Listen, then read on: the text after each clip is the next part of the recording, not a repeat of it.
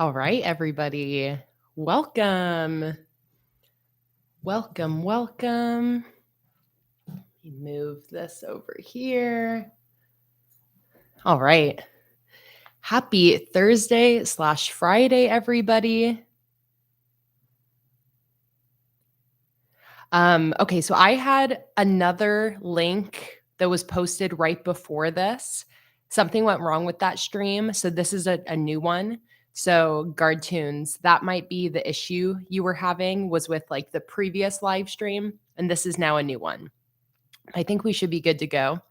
Hey, Steph. Hi, Monica. Hi, Lauren, Nikki, Katie, Cherie, Chumbawamba, Amity, Pamela, Sam, Lucy, Carrie. Hello, everybody. So happy to see you today. I'm very, very excited about this live stream that we're doing today because I am going to be flipping through my last 4 completed bullet journals.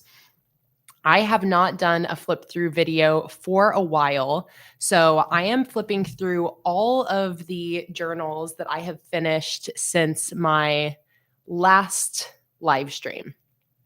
Since my last flip through video. So these journals span from, you can see right here, span from my 12th to my 15th journal. It starts in August 2021 and ends just last month with March 2023. So we are going to go through quite a journey today with this flip through, and I'm really, really excited about it. I love flipping through my completed journals. I do this on my own from time to time, but I especially love in these flip through videos getting to really in-depth flip through every single spread. I really like doing this not only to look back on all of my memories and just kind of like reflect on my the things that are in my journal, but I also really love it when I am wanting to get a little bit more inspiration and like get invigorated with my journaling again. I always get so many ideas from my past self when I do these flip throughs, and I flipped through these this morning just to block out any private information I didn't want to show. And already I am brimming with new ideas / old ideas looking through these bullet journal spreads. So today we are going to flip through every single spread in all 4 of these journals. I'm really, really excited, and I hope you guys are too. I'm going to give people just like a couple more minutes to join on in before we get started. If you're in the chat, don't forget to change over from top chat to live chat so you're not missing out on any of the conversation. Lauren said, "Are the fairy lights on?" I did not turn them on. Thank you. There we go. Now they are on.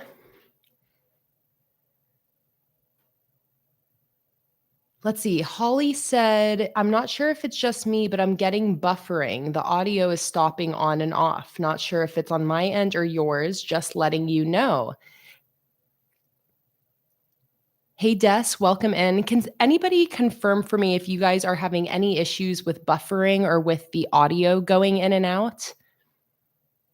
Okay, it looks like it's good for Des and for Monica, so that might just be an issue on your end, Holly. Hey, Lou, welcome in. I feel like I haven't seen you in a live stream recently, Lou. So happy to see your name pop up. Okay, awesome. I'm glad to hear that everybody else is not having any issues with the audio or with buffering or anything like that. Okay, so for my beverages today, before we get started, I got myself a coffee in my Cat Mama mug. So we got some caffeination happening. And then I also have some water, my Dynamic Duo. This is a water bottle from the brand Notiq, Notiq. I got this in my swag bag from the Go Wild Planner Convention and have been loving it. All right. So those are my beverages for today. Let me know what you guys are drinking while you're watching. Let me know what you're doing while you're watching as well. And I think we're about ready to get started. I'm just looking to see if there's anyone else I need to say hello to in the chat. Hey, Rami Wynn from the Netherlands. Welcome. Carrie said, I'm excited to see your weekly layouts. I need some inspiration. Annie said, I love your flip through videos. I've watched your other ones a few times to get ideas. Holly said, I was just doing my bullet journal today and I started to do it, but I think I'm having a burnout because when I go to do it, I find it hard to start things. Any advice for burnout? You know, Holly, I feel like just being patient and gentle with yourself, it's totally okay if you don't feel like setting up your journal this month. You know, if you're not feeling it, maybe just take a little break, come back to it at the start of May. Definitely don't have to like push yourself to do it if it's not feeling right. So that would be my advice. Let's see. Sam is drinking Coke Zero and water, currently doing a bullet journal brain dump. Lauren's drinking some apple juice.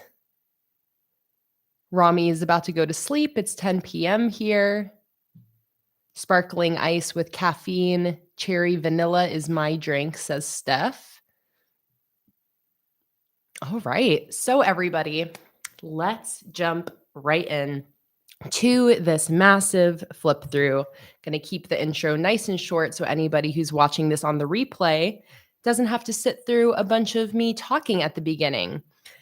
So we are going to start with bullet journal number 12. First, let me get a little look.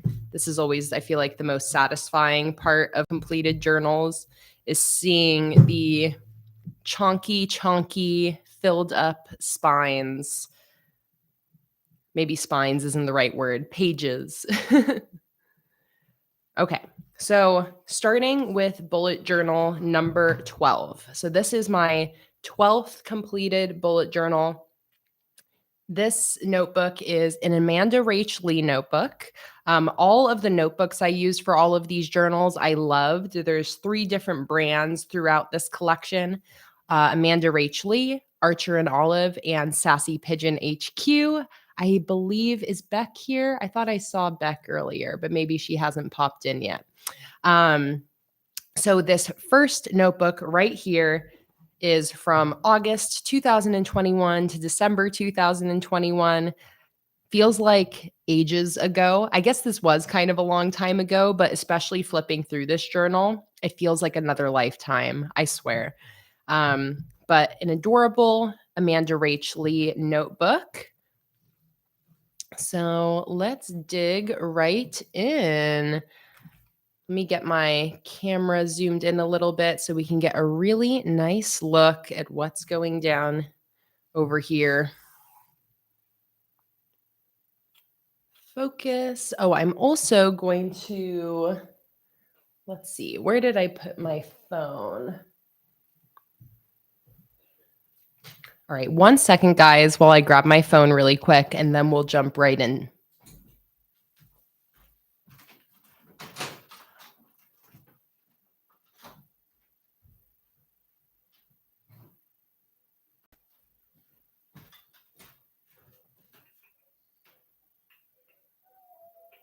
You want to come in?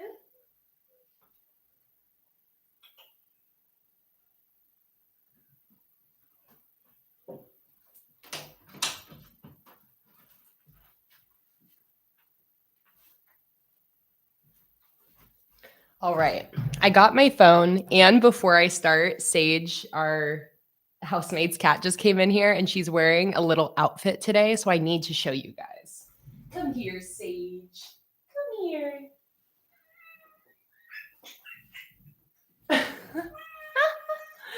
Here is Sage. She's wearing such a cute little dress. Are you wearing a little dress? Oh my goodness, Sage. She does not want me to pick her up, apparently. I just wanted to show them how cute you look in your little tiny dress. Okay, I'll put you back down. Sage is the most dramatic cat, so I promise I'm not hurting her or torturing her. She just really likes to scream when you pick her up. Huh. Are you so dramatic? And now you're just going to lay down here, right here with me? All right, Sage. Get your little butt out of here. Go back on your bag. Go back on your backpack. Come on. Go on. Go back on your backpack.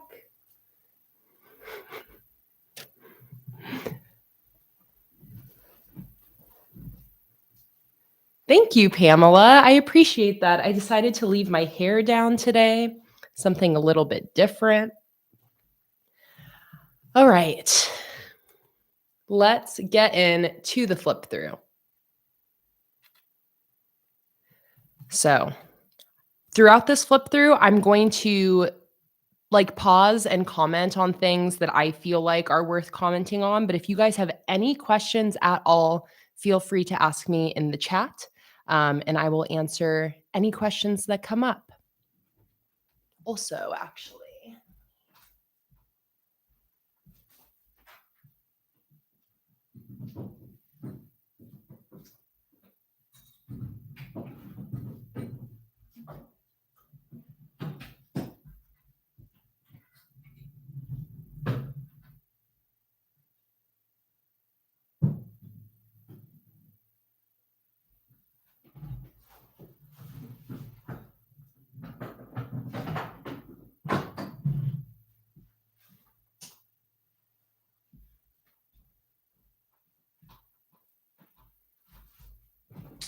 all right, now we're finally ready. Need to get my sound blanket out so it wasn't so echoey in here.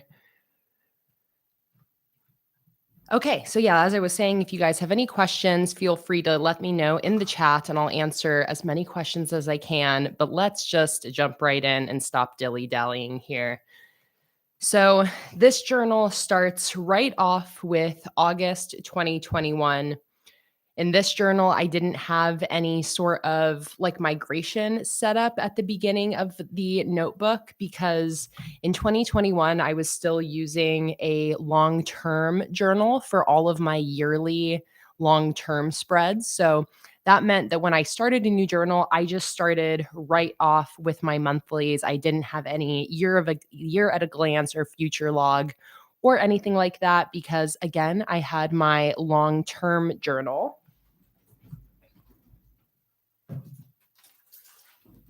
And for reference's sake, this is that long-term journal that I used for 2021. This long-term journal worked so well for me in 2021, but I tried doing something similar in 2022 and it just wasn't working for me anymore. But just so you can see really quick, I'll show you these 2021 migration spreads in this long-term journal. So this is what I was using throughout the year of 2021 for all of my long-term spreads. I have a big future log for the year with a whole spread for each month. I then had things like my 2021 habit trackers. I had my finance pages. I had a brain dump I never used, a monthly snapshot right here for memories throughout the year, and a page for my 2021 themes. I then also had a reading log, shows and movies log, a music log, some little idea pages, a seasonal bucket list, some random long-term task pages. And then I think I had one more reading log because I ran out of room on my previous one. And that is pretty much it for this long-term 2021 setup. So that is why this journal here for August 21 starts right off with the monthlies. You want to be let out now? Okay, go on.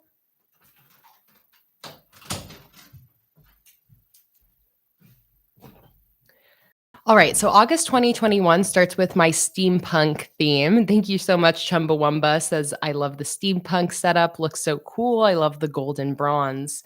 So all the themes in my bullet journal, of course, are also themed sticker collections that are available in my sticker shop. Starting with August 21, 2021, I did a steampunk theme.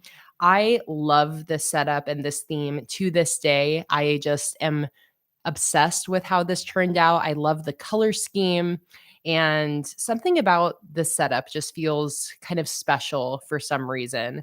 Um, so I got my August calendar here with a little Dutch door. This has my bill schedule and a little brain dump on the inside here. I love these Dutch door monthlies, always very functional. I then have a daily review here, and anything where you see washi tape covering it, that's just me going through and covering any personal tidbits that I didn't want to share. So here we have my daily review, including a little mood tracker on the side. I then have my monthly gratitude and photos here. This is something I think I want to bring back. I really love this combination of gratitude log and a little photo memories section here. And getting to just glance back at these photos really brings me back to this time and makes me start to remember like what was going on during this time. Um, and yeah, I love this whole spread here. Then got my August live stream schedule. This is a printable calendar for my Patreon and a little August playlist page. I'm trying to see if I can get an idea of some of the movies I was watching. It looks like there was a lot of horror movies happening during this time. I went and saw Modest Mouse in a concert in this month, it looks like. Yeah. Holly said, I drew out all the things in my spread on this theme and I did a video on recreating this theme. It was so fun to remake and to try and learn how to use my watercolor. I remember that, Holly. That's right. You did a steampunk recreation. So after my August monthly spreads, we get into all of my weekly spreads and daily logs throughout the month of August, starting with this weekly spread right here. I also set up some daily logs here for the 12th and 13th that I can see I never ended up using. And I think that's because I ended up having these days on another spread. So I didn't end up needing that page of dailies. Here is a really cool Dutch door weekly spread. And during this time in my life, this is a very interesting time for me to flip back through because life got really hard, almost like right around this time. In August, something happened in my personal life that sent my life kind of spiraling. And then in September, we had a huge family emergency happen that was just kind of changed our lives. It's something we're still recovering from today. But so flipping through this journal, I can kind of see the process of all of these things happening. Beginning of August started off really strong, started off really well. And then all of a sudden, hard things started happening in my life. But there's something about getting to look through my journals from that time that makes me really appreciate where I'm at now. Going through hard things in life is never fun, but once you make it somewhere to the other side, even if you're not completely recovered from it, if you're past the worst of it, it can really put things in perspective to look back on those hardest moments and really see how far you've come. So, as I'm flipping through this journal, I'm just kind of thinking about that because, again, August through December of 2021. Actually, you know what? August through December of 2021 was a really challenging time. But I also was using my bullet journal a lot, and I know that that really helped me through that. So here we got another August weekly spread with the campfire themed sticker collection. I love this vertical setup here. This is still something that a setup that I use all the time. See you later, Nikki. Out for parent teacher interviews. See you on the replay. These here are just some of the newsletters from a Patreon that I was subscribed to. The creator's name is Coffee Scribbles and Co. Very talented artist, and they have a really fun sticker tier on their Patreon. And then this August weekly here, I love this spread so much. I remember when I set it up how obsessed with it I was, but I actually used the envelopes and stamps from this Patreon sticker rewards here.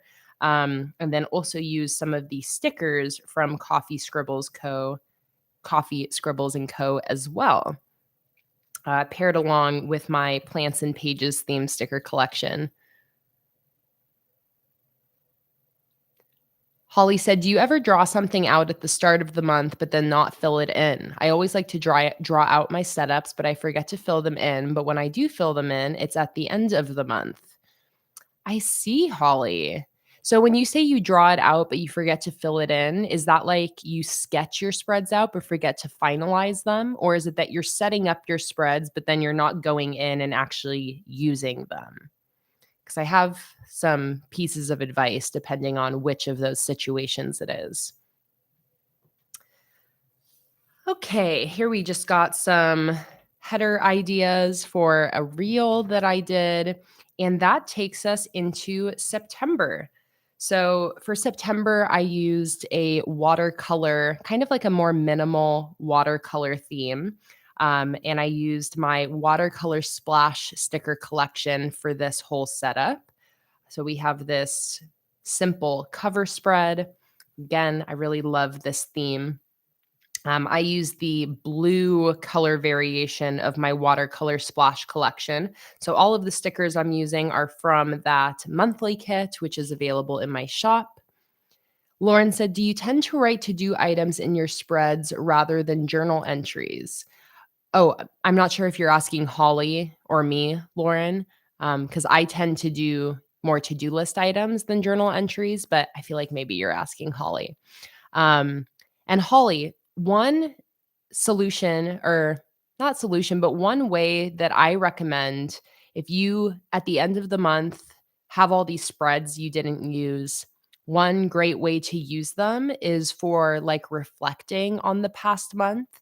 You can fill in any spaces you didn't use with photos that you print out from the month. You can go in and do some journaling or jot down memories from those weeks or days, or whatever the spreads that you didn't fill out are for.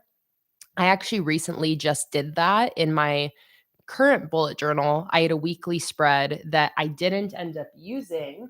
I don't have it in here, but I had a weekly spread I didn't end up using. So I went in and instead used it as a memory keeper for that week.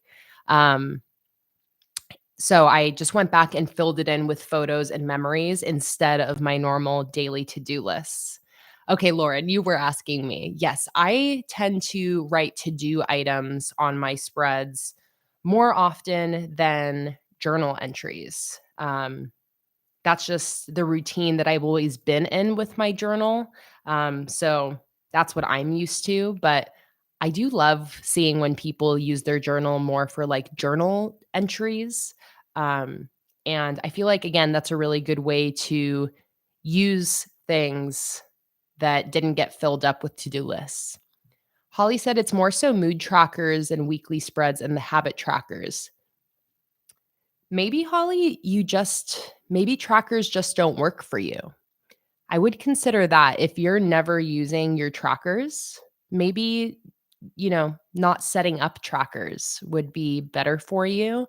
And instead, trying to set up spreads that are more flexible about when you fill them in. All right, here we have a daily review for the month. Again, just covering up some stuff for privacy. But here I had a mood, productivity, and an energy tracker for this month. And then right around here is where the big family emergency happened. So you can see I stopped using my trackers. I still kept a log of everything that was going on because there was so much happening at that time. But just for reference, mid-September is when life just exploded, basically. Huge family emergency. And you'll see as I keep flipping that I sparingly was using my journal for the next month or so, just recovering from that. Here I've got my gratitude log for the month, as well as another little photo memory wall. I have my live stream schedule and then my playlist page for the month. Lots of movies, shows, music, podcasts, and books. And then we go on to the weekly spreads. Yes, Chumbawamba. This washi tape that I'm using to cover stuff up is from Coffee Monsters Co. I got this washi tape from the Go Wild Planner Conference, and it says, "Planner friends make the best friends." So cute. Yes, Monica, this was when I did the whale collection. So I designed the whale collection at the end of September. Uh, And I remember I designed that collection on the plane ride back from Florida where we were attending to that family emergency. So it's like etched in my brain that that's when I did the whale collection, because I remember flying home and needing to complete the sticker collection on the plane ride. Hey, Beck, welcome in. So excited to see you. Good morning. Annie said, "This month made me realize I need to take a break from trackers. I haven't filled out any of them at all." And that is totally okay, Annie. I find with tracking that that's something I need to take breaks from. If I'm using trackers too consistently, I always eventually stop using them. So for me, that's like a totally normal part of the process is using trackers, realizing that they're not working for me, stopping using them, and then waiting until I'm really feeling called to use them again. And I find it's a really common experience with trackers that people have a hard time using trackers consistently. And again, I'm just going to say it's totally okay. If you don't end up using it, it's fine. Don't stress yourself out about it. You can do exactly what you did, Annie, which is realize that you're not using them and then decide to not set them up for the next month. Holly said, "I like setting it all up. It's a really good outlet for me for my pain, but some days I forget to fill out the spreads when I come to it, but it always depends on my pain day if I feel up to doing my journal." I love that, Holly. That's the other thing, is that if setting up your journal is helping you and a good outlet for dealing with your chronic pain, and it's bringing you joy, then it doesn't really matter if you use them or not. If you like setting up the trackers, even if you don't end up using them, then keep setting them up. That's the great thing about bullet journaling, is it can be whatever you want it to be. For some people, the part about bullet journaling that they really need is like the functional piece of it. For some people, it's just a creative outlet, and getting to set up the spreads is really what brings uh, joy, and whether they use the spreads or not is not so much a part of it. And then for many of us, I think we're somewhere in between, where the setup of it is a whole piece of the joy we get from bullet journaling, and then functionally it also really helps us to keep our life together. So no matter what side of that you're on, just do what's working for you, and definitely don't have to stress if you're not filling things out, or if you are, or the nuances there. If it's working for you, keep going. Lauren said, what would you call this spread, the September 30th through 5th one? Oh, right here. The August 30th through September 5th. This is, I would just call, a weekly dashboard. So I have my daily to-do lists on this side, Monday through Sunday. And then on this side over here, I have a bill schedule for the week, a spot for my Patreon to-do list for the week, and then a general task list for the week. And you'll see throughout these notebooks that I often end up using these little sticky notes. That's usually for making bill and financial calculations. So that is what that is. Annie said, I found out I'm pregnant with my second a couple weeks ago. So I want to add a pregnancy milestone tracker to my journal. Oh my goodness, Annie. Congratulations. You had your first kid like not too long ago, right? Am I remembering correctly that you were pregnant during live streams like within the last year or two?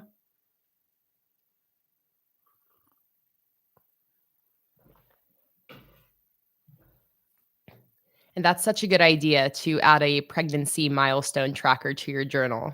I love that. All right, so moving right along through September 2021, we have some daily logs here. For the 1st through 3rd of September, I'm using that watercolor splash sticker collection again, on top of which I use stickers from Coffee Scribbles and Co. Let me actually send a link to Daphne's Patreon in case any of you guys are interested. If you do join Daphne's Patreon, let her know that I sent you. But let me find the Patreon here. Here we go. Coffee and Scribbles.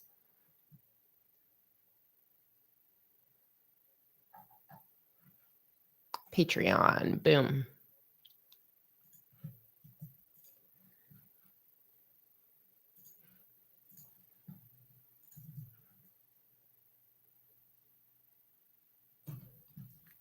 Okay, your first is 16 months old. That's what I'm like. I remember you being pregnant, I swear. But that's wild. You're going to have 2 under 2. You are not prepared. It sounds impossible to be prepared for that, Annie. My thoughts go out to you. I'm sure it's going to be a hectic, messy, beautiful mess, but I'm so excited for you. Okay, so there is the Patreon for the creator of all of these beautiful, beautiful stickers.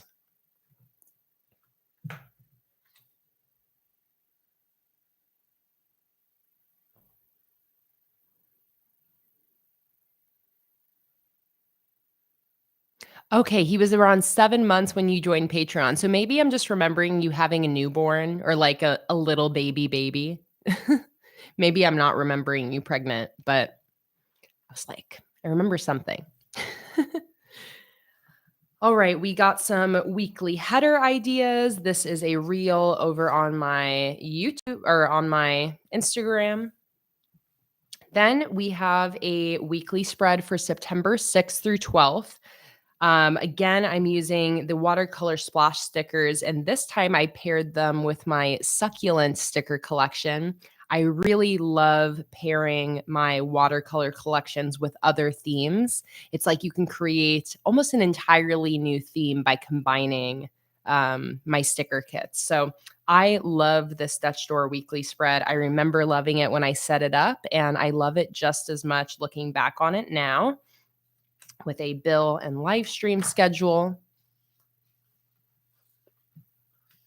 Holly said, when you do your bullet journal, does your wrist get sore? And how do you help? My wrists don't really get sore from bullet journaling, but I definitely get sore wrists from all the work I do with my sticker cutting machines. It's a lot of wrist work. And I see that Katie suggested maybe compression gloves. And you also can get like wrist braces that can like keep your wrist a little bit more stationary when you're doing stuff, Holly. I would maybe try a quick Google search of, so like sore wrists when writing and see if Google can recommend any good kind of like gloves or braces you can use for your wrists. Here we have another weekly spread. I love this one as well. I guess this is not a full weekly because it starts on a Tuesday, but I love the craft paper corners here. And this is using my crystal clear sticker collection paired along with the watercolor splash. Here we have a random assortment of dailies. This I remember is the first thing. So this spread, I think, is the last spread I set up before going to Florida to attend to family emergency stuff. And then this now is skipping ahead to October 7th. So here is basically the gap in my bullet journaling. I set up until September 19th, and boom, we fast forward and it's the beginning of October. So I remember that I set up these dailies just to try to get my life back put together. I needed some to-do lists. It was a really good thing for me to finally get into my bullet journal again after life got crazy. When things get really hectic or really stressful in my personal life, I'll tend to neglect my journal. And it's never a good thing for me. I am always wishing that I would use my journal more when I'm struggling. But it's not always what happens. So this is a time where I didn't use my journal for a few weeks. And then I came back to it really wanting to find some peace and calm in my journaling again when the rest of my life was, quite frankly, a mess. So I set up a quick single spread for my October monthlies. I used my Hocus Pocus sticker collection to celebrate the month of Halloween, and I just did a calendar, a bill schedule, and a to-do list. This is what my monthlies look like when I'm just setting it up in a pinch in the middle of the month, just needing something to anchor me throughout that month. So I did not film anything for this setup. I didn't do it in a live stream. I just set this up by myself in the middle of October because I needed my bullet journal to help me out. So a single spread monthly here for the month of October. If you're someone who's doing monthly setups and you find you're having a hard time filling everything out, or you have too many trackers or too many spreads, a really good idea is to try simplifying things for a month. Just do a single spread like this, even if it feels too bare bones compared to what you normally do. It's a really good idea for kind of resetting yourself. Do a single spread monthly, and then for the next month, you can always start adding things back in. But I highly recommend this if you're feeling a little overwhelmed with your monthly spreads and you're wanting to scale back a bit. So that jumps right into daily logs. Here you can see we're at October 22nd. I got some simple theme ideas here. Here we have a weekly spread for the last week of October 2021. Goes from the 25th through the 31st using my Halloween pumpkin sticker collection. I use these same Halloween stickers every single year. They never get old. This Hocus Pocus collection is pretty old at this point. It's probably like a 5-year-old sticker collection. And similarly, the Halloween pumpkins is probably like 4 years old at this point. But every single year, I get excited to create more spreads with both of these sticker collections. Beck said, do you still use a long-term journal too? I don't anymore, Beck, but I was using my long-term journal with this bullet journal that I'm currently flipping through. I actually showed my long-term journal at the beginning of the stream, just because when I was starting to flip through this journal, I noticed that I didn't have any migration spreads in the beginning, and it just went right into August. And I remembered that's because this was when I was using my long-term journal. But yeah, no longer using a long-term journal. I might go back to it at some point, but it stopped serving me after 2021. I tried again in 2022 and ended up bailing on it because it just wasn't working for me anymore. That's the interesting thing with bullet journaling. It's like I was talking about with the trackers before. Something can work so well for you at one time in your life, and at another time in your life, it might not work at all. And it's not even that anything's wrong with that thing. It's just different seasons, different times means different things work, you know? So it's a big reason why I'm always changing things up, because even if I find something that works, it absolutely doesn't mean it's going to keep working for me. So I'm always just paying attention to those seasons. And if something that was working for me previously stops working for me, I really don't try to force it to keep working. Sometimes it just means it's time to move on. And typically, when I come back to that thing later on in my life, when I'm needing it again, it'll start working for me again. So, in general, I'm never trying to force anything when it comes to what's working or what isn't working in my bullet journal. Chumbawamba said, I have a long term notebook, but it's really like yearly milestones and trackers. I pull it out like once or twice a season. I really like that. I like that routine. Monica said, I hope we get a new spooky monthly kit this year. Your wish may be granted, Monica. I won't say anything else, but I do have a plan in the works for some Halloween releases coming out maybe in the next month or so. So, more details will come later, but I really also want to do a new spooky monthly kit this year. Thank you for the drink reminder, Cherie. I'm going to take a sip of my water. Everybody, take a little sip. And a sip of my coffee.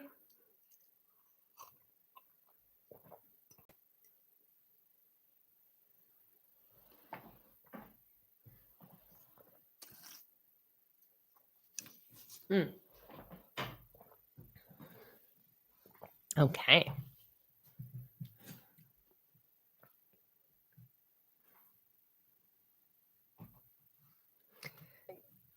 Moving right along. I remember that this was my first Instagram post after taking a month and a half off from that family emergency. So that's kind of that memory is stuck in my head that this is what I posted for my first post back, then brainstorming some weekly headers. And that takes us right to November of 2021. For November, it was really fun because I used my Apple Harvest sticker collection. Excuse me. Which is an older sticker collection that I designed a few years back. And I busted it out to use it again for a monthly setup. And I loved how this setup turned out. I used scrapbook paper for the first time for this setup. So you can see here, I used some red and yellow scrapbook paper. And this actually is what ended up inspiring my scrapbook sticker collection that I created a little bit later. But I loved using this Apple Harvest sticker collection again, busting it out a few years after I originally used it and seeing it come to life in a brand new way. I really like using my same sticker collections, like especially some of my favorite ones. I like using them every couple years because it's like even using the same theme when I set it up again, it transforms, it's like all the extra elements around the theme ends up changing it and making it look really different. And this was a really great example of that. Using the scrapbook paper with this Apple Harvest theme was just like chef's kiss.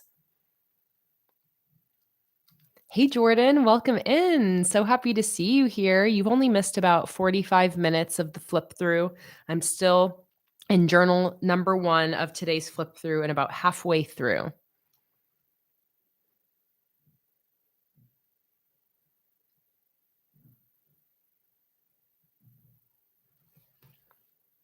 All right, here we got another daily review with my daily summaries and a mood tracker. And then this really adorable scrap paper apple tree illustration. Then we got my self-care bingo page and my monthly live stream schedule. Chumbawamba said, I like the layered paper look, but does it bulk up your notebooks much? I personally don't mind at all any sort of like bulking up that happens from using all of the stickers and paper and printables that I use. it bulks it up a little bit, but you can see like every single spread in my journal has lots of things stuck in it. So I get that question a lot, Chumbawamba, about like, does using so many stickers bulk up your journal too much? It is a non-issue for me. And you can see when I close this journal, uh, you can see how much it's bulked up. It's really not anything too crazy. Here are some unused pages at the end of this journal, so you can kind of see the difference. And here are my bulkiest pages with the layered scrapbook paper. So you can actually see that right in here. These bulkiest pages in the middle, that's the layered scrapbook paper setup. So it is a little bit more spaced out and a little bit bulkier than the rest of my spreads. But once again, zero issue for me. Like it doesn't affect me when I'm writing in my bullet journal. I'm not feeling a bunch of lumps and bumps when I'm trying to use it. And I think that's just because of the 160 GSM paper in all of these notebooks. So, yeah, totally personal preference. Maybe for some people, they would not like having sort of this raised paper in here. But for me, not an issue. Holly said, I thought you'd like a film suggestion if you're looking for one. Oh, he said, excited for the new Peter Pan and Wendy film on the 28th and the new Little Mermaid on May 26th. I am excited about the new Little Mermaid. I have Disney Plus too, so I'm excited for those to come out, Holly. All right. First week of November, we have an adorable apple harvest themed weekly spread. And I highly recommend if you're ever looking for any weekly spread ideas, come back to this live stream or even go back to my previous flip through videos and check out all of the different weekly spreads that I create because I'm always doing different layouts. So lots of different ideas you can get from these. Here is a weekly Dutch Door weekly spread from the middle of November. This is using my Luna's Library collection. Then we have another Apple Harvest weekly spread, again with more scrapbook paper and the Apple Harvest sticker collection. This is a tried and true setup with my 7 daily logs on the right page and then some general task list and bill schedule sections on the left. Hey, Sky, welcome. So happy to see you here. Did I miss you last week? I did not do any public live streams last week, Sky, so I'm not sure if that's what you're asking about, but so happy that you're able to join in on this flip through live stream. Here we just got some daily logs for November, keeping it pretty simple. Here, this is my desert friends theme. I think I had just finished designing these stickers or something like that. And that's why I ended up using them here. And this is actually a printable weekly spread that you can find on my Patreon if you're interested.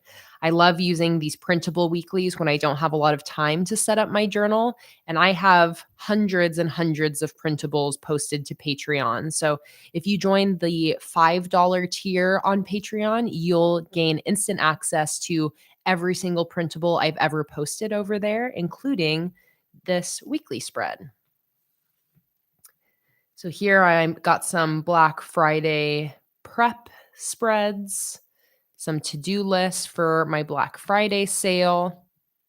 And that takes us to December 2021.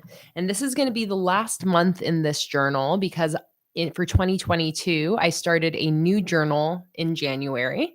And I finished 2021 off with a bang with the Luna's Library theme. Lauren said, Luna's Library is probably my favorite collection. It is definitely one of my favorite collections I've ever created. Luna's Library feels like a quintessential sticker theme, like that I feel like anybody who bullet journals would love. But yeah, it's a theme focusing on books and cats and cozy library scenes. So here is my cover spread. I drew in this bookshelf, and then all of these here are stickers that I laid on the shelves. A little kitty cat on top, a little quote that says, "To start a new chapter, you must close the one before and turn the page." And then this here is a piece of scrapbook paper that I used as a little corner here. Holly said, "When you come to the last few pages, what do you do with them? Do you use them or do you just leave them blank and move into a new journal?" I just leave them blank and I move into a new journal, Holly. So you'll see with this notebook, I have this many pages at the end that are unused. It's not too much, but it's, let's see, 1, 2, 3, 4, 5, 6, 7, 8. So it's probably like at the end of this journal. Oh, it has page numbers. So I have about 20 or 30 pages, 15 spreads at the end of this journal that aren't used. That's because, again, I stopped using this journal at the end of December and I started a new journal for 2022. I don't stress at all if I have some leftover pages at the end of my journals. Even when a journal doesn't end with the new year, like I'll just show you really quick. This is the journal I most recently finished. I always end my journals a little bit early because I don't like to change journals in the middle of a month. So if I get towards the end of my journal and I am having doubts whether I'll have enough spreads to complete the next month, then I'll move on to a new one. So again, as an example, this is the journal I just finished in March. And you can see here that I have this many pages at the end that are once again unused. This is maybe only 10 pages or something like that. And that's because I did not think this would be enough to get me through the month of April. So that is how I do like work with my journals when I'm switching journals. I don't care at all if there's some unused spreads. I don't worry about using every single one. And what I like doing too is when I finish a journal and I have these empty pages, I'll use these pages still if I need any like scrap pieces of paper or swatch sheets. So, for example, I was doing a weekly spread setup live stream the other day and I needed to come up with a layout. So I just flipped to the back of this journal and used it to sketch out some ideas. So that is, you know, how I transition from journal to journal. I'll always have some unused spreads at the end, and I can always go back and use them, like rip some out if I need scrap paper, use them as swatching pages. But I don't worry at all about having a little bit of unused pages at the end of my journal. Okay, back to the Luna's library setup here. So we've got my December cover. Holly said, "Do you have a favorite song that you listen to on repeat?" And then Holly said, "I'm a Swiftie." Chumbawamba said, "Going to Taylor Swift karaoke and I can't figure out what to wear, choosing between 1989 or folklore. How are y'all at karaoke?" That sounds so much fun. A Taylor Swift karaoke night. I love that. And I love karaoke. I'm like properly obsessed with karaoke. It's like one of my favorite pastimes. So I love that you're going to karaoke. Monica said, "I remember being so happy when this kit was created. It spoke to me so much." I know. I remember everyone was really stoked about this Luna's Library collection. It's a good one. Here we have my Dutch Store monthly spread. I just adore this sticker. Oh, I love that sticker so much. So I have a monthly calendar, and then in here I have a bill schedule, a notes section, task list, and a gratitude log. And again, using scrapbook paper for both this and this. Oh, I did not answer Holly, but honestly, I can't even think of what is a song that I am listening to on repeat right now. Um, I listen to a lot of music, but right now I'm really just listening to my different playlists that Spotify makes me. Um, so I can kind of show you. This is probably the playlist I've been going to the most recently. So instead of a single song, it is my 2000s mix. These are playlists that are like specifically curated for you. But my 2000s mix has really been hitting the last few months.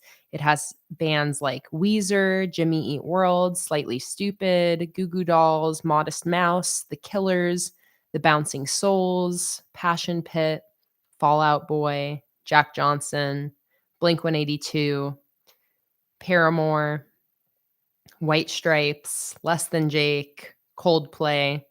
So a lot of classics, a lot of bops.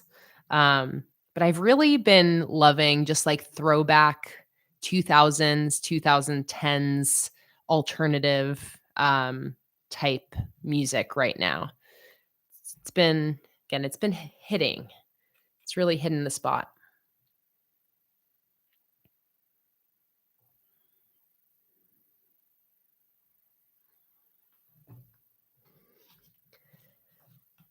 All right.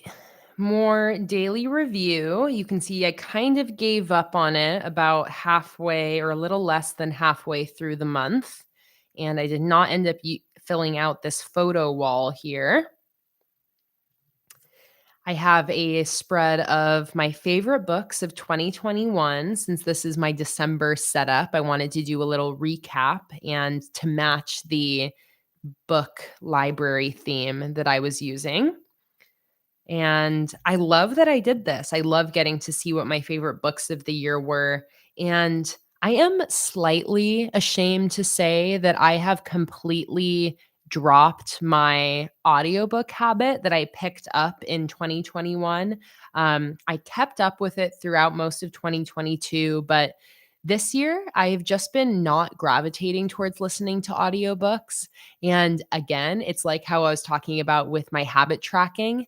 I'm I'm slightly ashamed of it, but I'm also totally okay with it. I don't really have a doubt that I'm gonna come back to my audiobooks, but I've just really been enjoying watching shows while I've been working.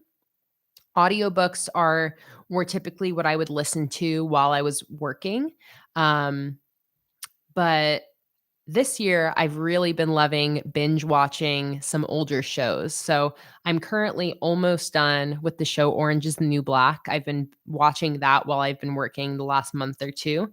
And I was also rewatching the show Supernatural. Um, but I know I want to get back into my books before this year ends, especially because I have a lot of series that I was listening to or reading that I'm not finished with, like the Poppy War series, the Gunslinger series. And I love those series. I loved all the books I was listening to. Um, I'm just in a wave right now where the audiobooks are not calling to me, shows have been calling to me, and I'm sure some point soon I'm going to get that calling back for my audiobooks. But just riding the wave, not beating myself up about it, but I get really inspired to want to go back to listening to my audiobooks when I see things like this. Cuz I'm like, "Oh, these were so good." Especially the Gunslinger series. I really want to get back into that. Oh, I see we got some other Supernatural fans. Chell said, "Am I a Sam or a Dean girl?"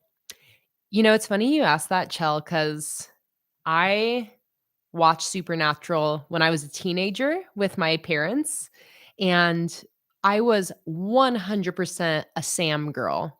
And my mom was a Dean fan. If you guys don't know, these are just the two main characters in the show Supernatural who are brothers. My mom was a Dean fan, and I did not understand it. When I was a teenager, I was like, "You like Dean? Ew, gross. Like, Sam is so hot. Oh my god." And then I got older and I'm 28 now, and now I'm rewatching it and I am 100% a Dean girl. Oh my god, and Riley, you just said it, and their dad. Like, so actually, like, now I'm like, their dad is hotter than both of them.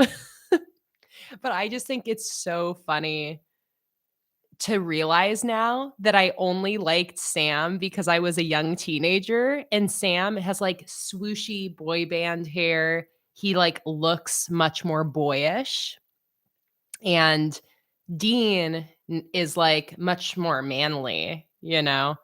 So, I just think it's really funny now watching it and 100% now relating to my mom being like, "Oh my god, Dean is, like, way hotter than Sam." Absolutely. Like, everything about him I feel like is better than Sam. Um, and looking at Sam and being like, "Oh, he looks like a little boy in a boy band." Like, not my type. But I just think that's so funny. It's like it never occurred to me when I was a teenager that I only had a Sam preference because of my age.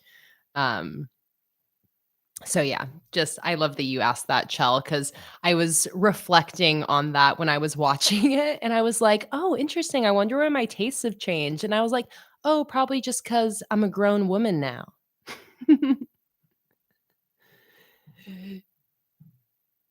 Hey, Jess. Joshy's in the house. I love that you just chimed in for the uh for the supernatural discussion.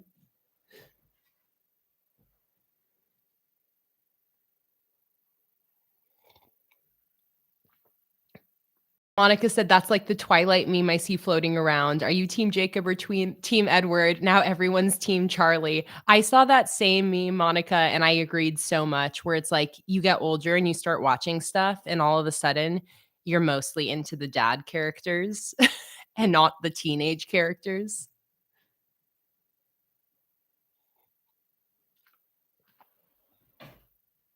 Okay. I'll move on from this conversation so I'm not boring any of the people in here who are not supernatural fans. Although it seems like we got lots of supernatural lovers in the house. Okay. So I got my playlist page for December. I have my live stream schedule. This here again is a printable calendar from my Patreon. And then that takes me into my weekly spreads for December. Here we have one with a habit tracker, a task list, and then a little daily dashboard here for tasks and events, bills, and live streams. Yeah, I don't think you would like Supernatural, Holly. It is very dark and scary. And it's pretty gory too. It's like, there's some shows that are similar that aren't quite as scary and gory. Um, Is it scarier than Stranger Things? I would say Stranger Things has scarier moments, but Supernatural is more consistently scary. Like, each episode of Supernatural is them trying to solve a different kind of supernatural murder type deal. So there's, like, lots of death. There's lots of, again, gore and horror. Um, it's not for the faint of heart. So I think that it might not be quite up your alley, Holly. All right. This was a time when I was dealing with some very intense hormonal acne after coming off of my birth control pill. So here I was keeping track of some recommendations that I got for my Instagram stories for that. Here I was making some sketches for a big canvas painting that I was working on. And I love looking back at these, trying to draw Luna. And I was like, Luna is hard to draw. She is hard to draw, but love seeing these little sketches here.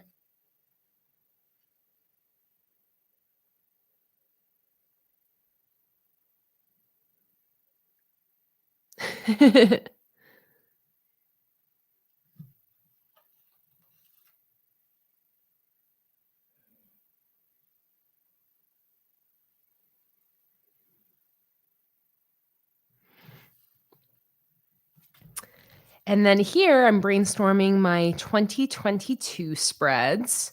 This is where I was planning on using a long-term journal, and I set one up for 2022, but ended up bailing on it.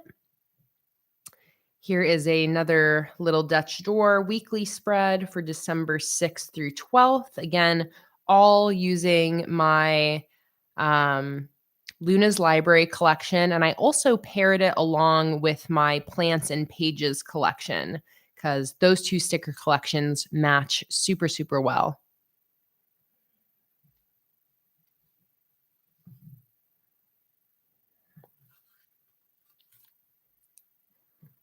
Yet normally I wouldn't say supernatural is that scary, but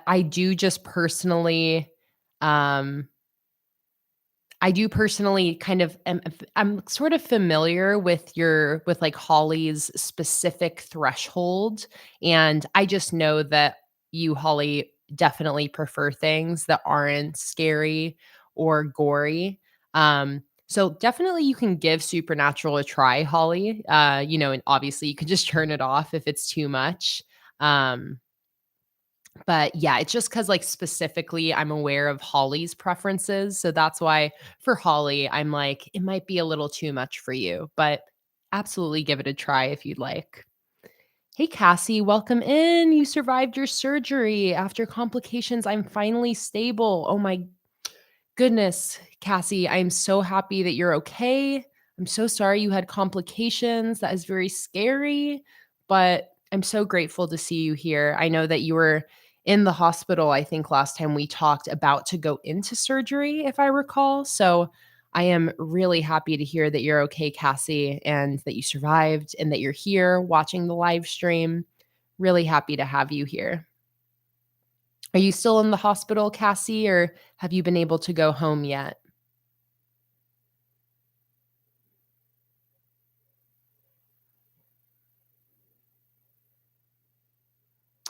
Oh, Lozzie, did you get some stickers in the mail? I hope so. All right, another weekly spread for December. And finally, a final weekly spread for Christmas week. I moved away from my Luna Library theme to bust out some of my Christmas stickers for this weekly spread. And that is it for this bullet journal. So I have some blank spreads at the end because, again, I just moved on to a new journal for January 2022. But the back of all of my journals is where I do all of my swatching when I'm like setting things up and needing to find colors or do little practices. So you can see that the back of this journal has a bunch of different swatches and whatnot. And that is my 12th bullet journal. So this was August to December of 2021, all complete and flipped through. So with that, we are going to move on to the next bullet journal in this flip through. And again, I'm going to be flipping through 4 bullet journals today. So we are a quarter of the way done. So next up is bullet journal number 13. This is from January 2022 through May of 2022. This journal is an Archer and Olive notebook, and it has this really cute holographic wand on the front. I think this was from a like a Halloween release. Black journal, my first and only time using a black journal. So let's dive right in. Oh, I'm happy to hear you're able to be home, Cassie. Hey, Delisa, welcome in. Don't forget to change over from top chat to live chat so you're not missing out on any of the conversation. All right, so let's dig into this Archer and Olive hardcover notebook, starting with January 2022. Once again, I did not do any migration spreads at the start of this journal because let me actually show you guys. For 2022, I had planned on using this notebook as my long-term journal. This is a B5 size notebook, so it is larger than the A5. And I set up my 2022 long-term spreads.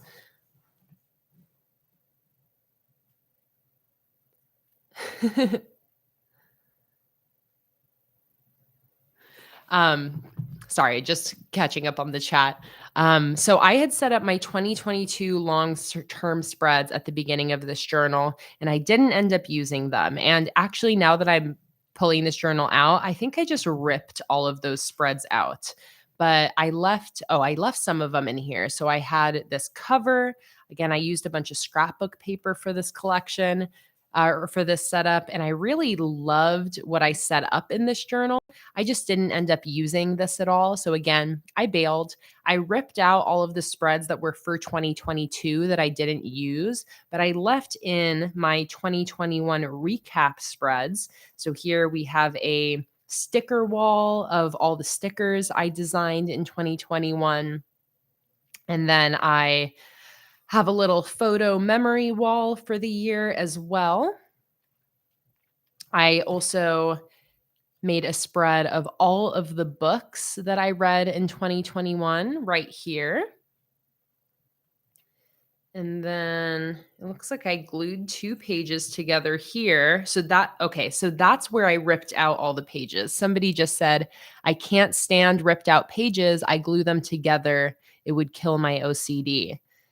So what I did is I ripped out the pages and then I glued the 2 pages in between together. So that way I wouldn't have to worry about having the ripped up edges. But the rest of this journal I'm just going to be using for memory scrapbooking. I have a little bit of like memory scrapbooking in here, but I still have this entire B5 notebook here that I just plan on occasionally going in and using to scrapbook memories, but it's just kind of sitting on my shelf, mostly unused. But once upon a time, this was supposed to be my 2022 long-term journal, but it did not end up working out.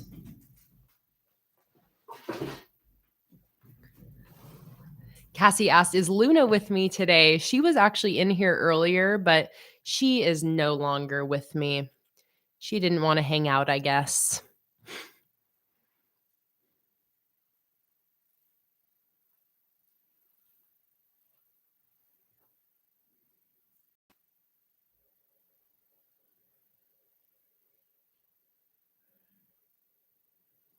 Do I think that the size change had anything to do with my long-term journal not working for me in 2022?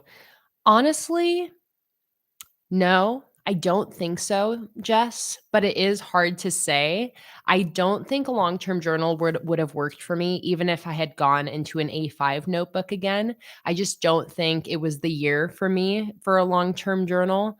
But it's a little hard to say. The new size might have had something to do with it, but it's the reason I don't think so is because when I think about how well these long-term journal spreads worked for me here, I think these only would have worked better for me if I had more space, if I had a bigger notebook. So I really think it more was just a matter of like the specific time I was in and a long-term journal not working out for me anymore. And I still really love the idea of using a B5 journal as a long-term journal. I feel like conceptually that would work out so well. And I really hope that maybe for 2024, I'll feel called again to try out a long-term journal because I have such fond feelings of how well these 2021 spreads worked for me. I loved using this. I loved having this long-term journal. So I still love the idea of doing this again in a B5 notebook because I love the idea of having more space specifically for yearly spreads. It just makes sense. But yeah, hopefully I get called for that at some point in the future again because I would love to make it work.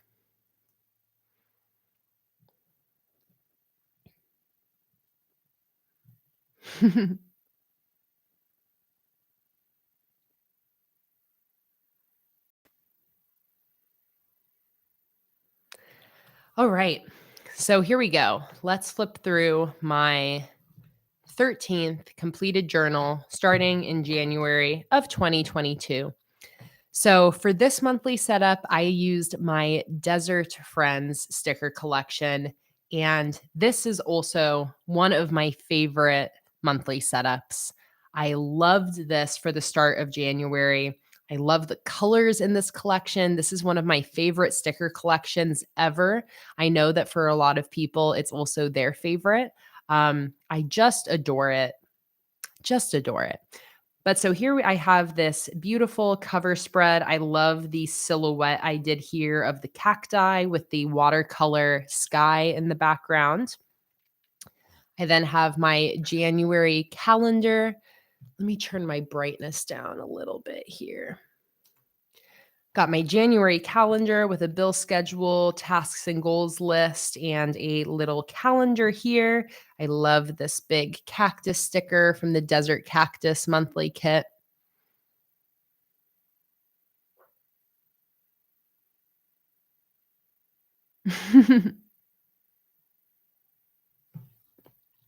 I then have a habit tracker for the month. I think I didn't do very many habit trackers in that previous journal. And I believe I remember for January of 2022 was a time when I was like, all right, I'm going to bring back the habit trackers.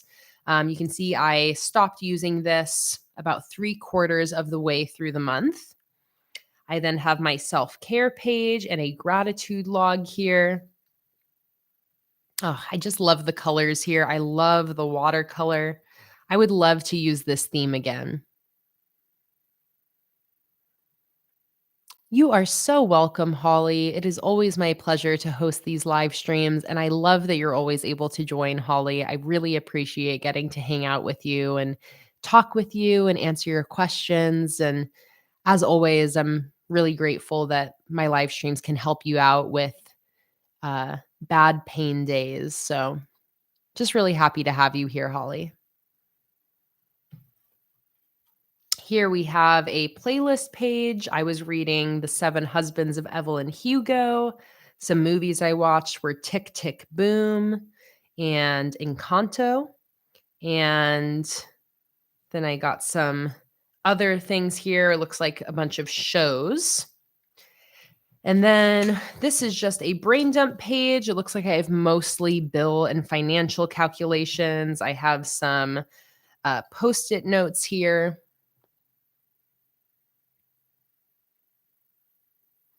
Yeah, we're probably going to be live for about 3 hours today, I would imagine, Holly. And we've been live for an hour and a half so far. Yvonne said, this is the first collection I was a patron for. Oh, so exciting. That's quite a while ago now, almost a year and a half. And in case anybody is interested, this month I'm designing a lavender honey themed sticker collection. And if you join Patreon this month, you can automatically receive that sticker collection next month. So if you're interested, check out my Patreon. I have that link down in the description, or just Google search Planning with Kay Patreon, patreon.com/planningwithkay. So here we go into some weeklies. I have a little Dutch door weekly spread here, all with that Desert Friends sticker collection. I love this simple weekly spread here for January 10th through 16th. I then have a spread. This is a little card that Jake had gotten me. That has like a little note from him in here that I pasted in as a little memory, his school schedule that he had for that term.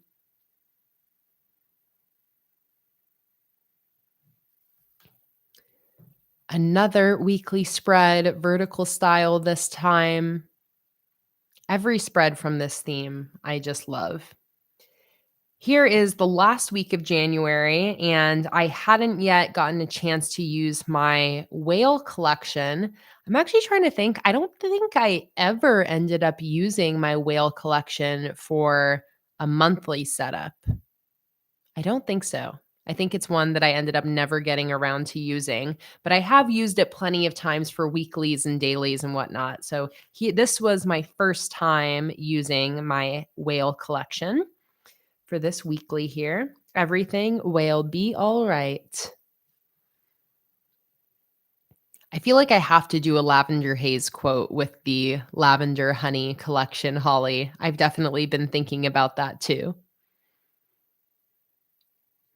All right, that takes us to February 2022. Again, I feel like I'm like a broken record with every monthly setup, but I loved this setup. I love this sticker collection. This is a collection that I created in collaboration with one of my dear friends, Lacey, and she designed all of these mandalas and Zentangles designs. And then I then turned those into a sticker collection. This is this is one of like 2 times or 3 times that I've done a more minimal color scheme for a monthly setup. This whole sticker collection is black and white. So I just love the look of this. I love the gray lettering with it. This is another collection I would love to use again in my journal, because I just didn't get enough of it. But this sticker collection is still available in my sticker shop, and 50% of all of the sales from this collection go straight to Lacey, who designed these mandalas and Zentangles. And Lacey is just wonderful. I highly encourage anyone who's interested in these stickers to purchase them to show Lacey some support. She is an incredible Black female artist living in Mexico. And I just love her. I love Lacey. I miss Lacey. Lacey used to live in Portland and then moved to Mexico. So I don't see her in person very often anymore, but she is one of my favorite people in the whole entire world. So highly recommend checking out that sticker collection. And actually, Lacey has been creating a lot of really cool art on her Instagram. So really quickly, let me send you guys the link so that you can follow her if you're interested. She's been releasing like phone backgrounds, just free phone backgrounds. Here we go. On her Instagram story, and she makes a lot of really cool, trippy art. Laced.ai. I'm just going to send you guys the link to Lacey's Instagram real quick.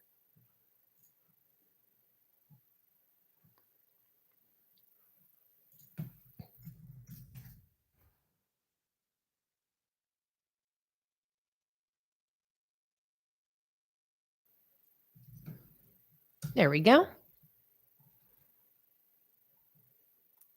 Yes, Chell, I do ship to the UK.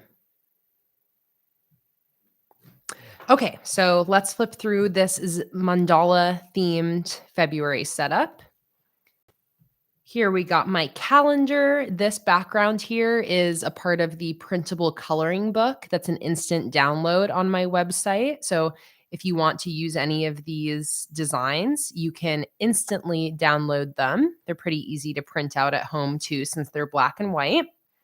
We got a Dutch door monthly here with a bill schedule and some memories on the other side. The penguin, I know, isn't he so cute? Those were some Zentangle animal sheets that we released. There's like 5 different sheets of these animals, and I think 4 different sheets of the mandalas. So lots of really fun sticker content. And they also come with these adorable little quotes, just so clean and simple. I loved this theme. I also have a list of some Black-owned stationery shops to support here. I'm going to read through this list real quick. Highly recommend checking out any of the shops on this list. They're all incredibly talented and have a lot of really awesome stickers and other stationery items you guys would love. We have Cookie Sticker Co., Oso Paper Co., Valo Vanity, aka Julia Royal Journals, Fancy Plans Co., Melanin Eclectic, Journal Jot and Jive, Crafting by the Pound, She Meets City, A Little Spark, Birch and Birdie, Goldmine and Cocoa, A Days and Co., Stick with Kate, and Pinky Mono Papers. You can pause and check out any of the Instagram handles here. Yes, Julia Royal. I love following Julia, aka Valo Vanity. She has an excellent Instagram. She also has a Patreon where she releases monthly stickers. And yeah, she just creates some really amazing bullet journal spreads with some very unique themes.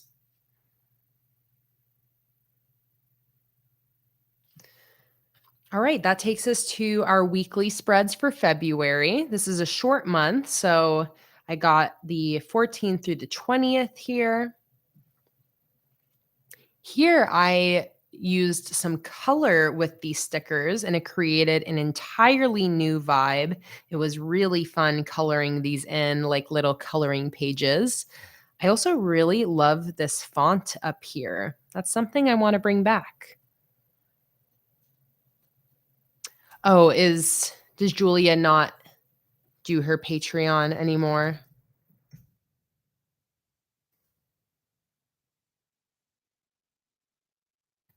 That could be very true.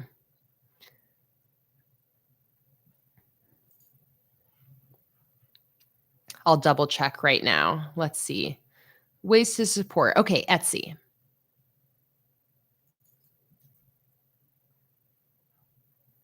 Okay.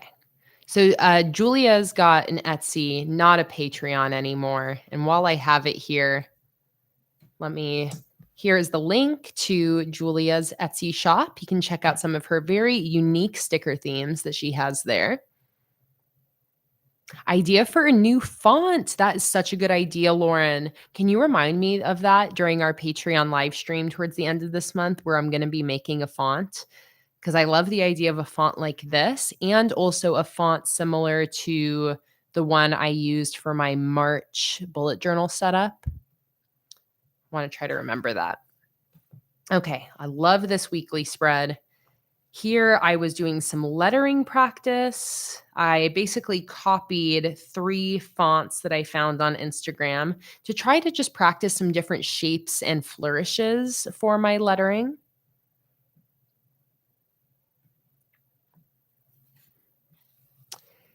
Here, I go into the last day of February into the first week of March, again, using one of those Zentangle seahorse stickers with a green marker.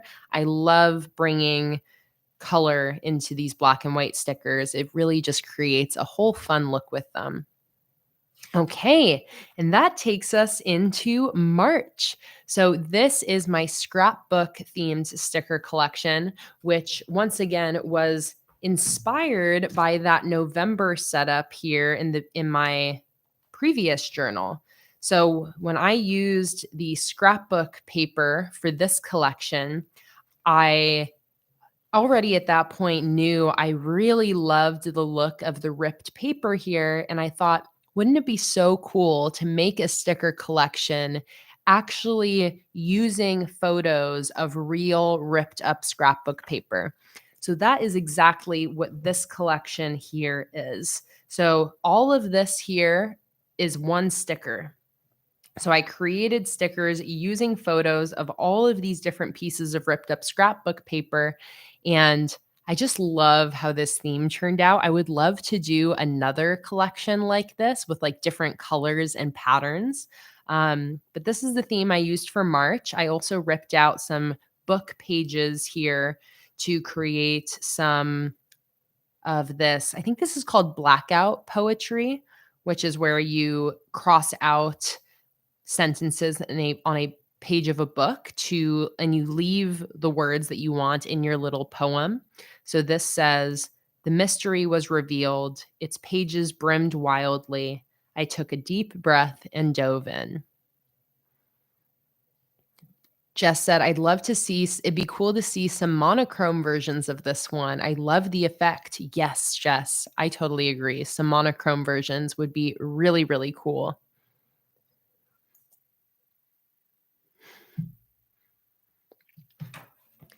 Here we have my monthly setup or my monthly calendar spread with this scrapbook theme, keeping things pretty minimal. These here were pictures of Cherie's button collection that she sent me for this sticker collection, which I love. Love that little detail. Another just Dutch door monthly calendar spread here with a to-do list, brain dump, and finance bill schedule on the inside. I then have a word of the day for the month. This is something I really like doing as a like memory keeping page. It's a little bit fun and different, just coming up with one word for each day. And it's really interesting how even just those one words can really trigger a bunch of new memories for me. So I love that. Memory page here. I then have a monthly media page and a self-care bingo tracker here. Another calendar just for my monthly live stream schedule.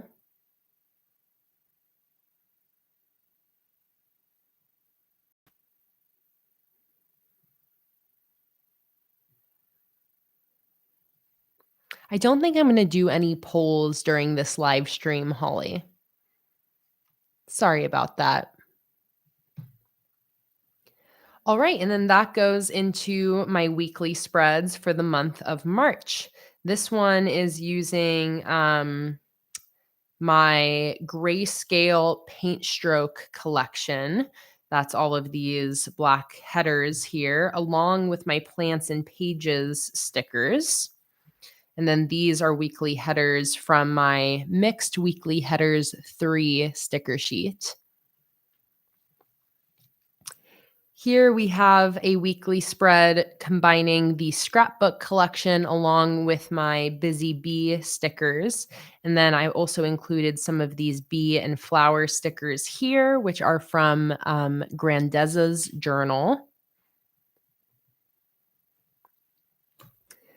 Here we have this adorable little spread of whale-themed daily logs. I love how it looks like the whales are kind of floating through space. I believe that my patron Laura sent me these scrapbook paper backgrounds here, and really love the look of this page here. And then I had another little blank section in here that I didn't really end up using, except for one daily log for the beginning of April, because then I go into my April spreads. So this is exactly 1 year ago, April 2022. And I did a cherry blossom themed setup. And this was really fun because I created my original cherry blossom themed sticker collection many years ago. And I believe that around this time is when I decided to release a blue color variation um, of the cherry blossom stickers. So I decided to do a monthly setup using both the original pink color scheme and the updated blue cherry blossoms. So I use my watercolors in blue, pink, and purple. And I love how this cover spread ended up turning out.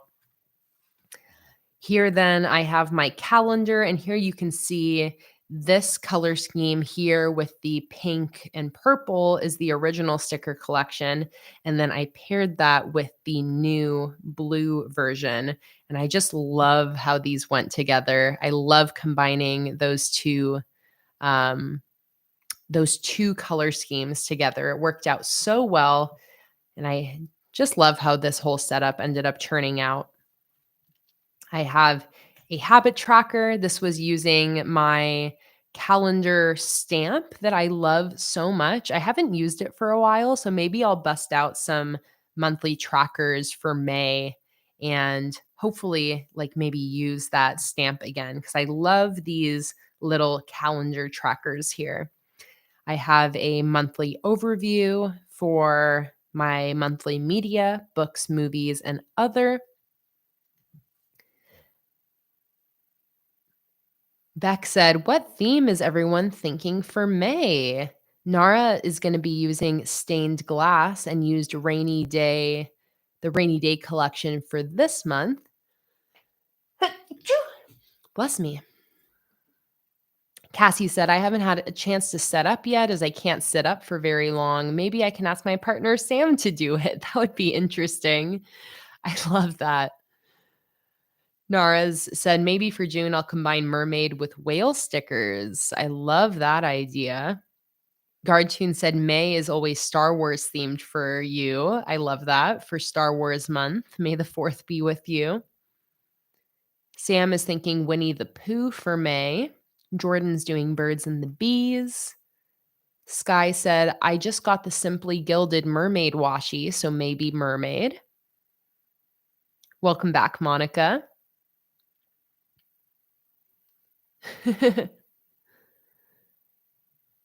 I love it. I'm trying to think if I decided what theme I'm gonna use for May, but I don't think I've decided yet. I have some different options. So, it's a little too early. My ideas for what theme I'm gonna use each month, I feel like are always changing, and I'm only able to actually decide when it's, like, right before the live stream, and I'm like, "All right, what theme am I gonna use?" And I just see what feels right in the moment.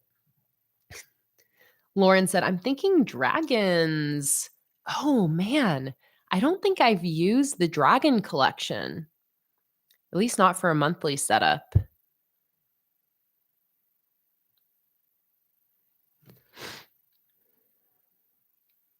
Monica's doing a mermaid theme.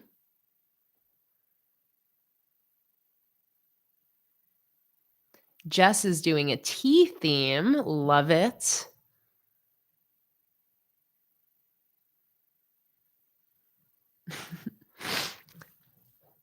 All right, moving right along in my April 2022 setup. After my trackers, we have a memory page and my self-care bingo.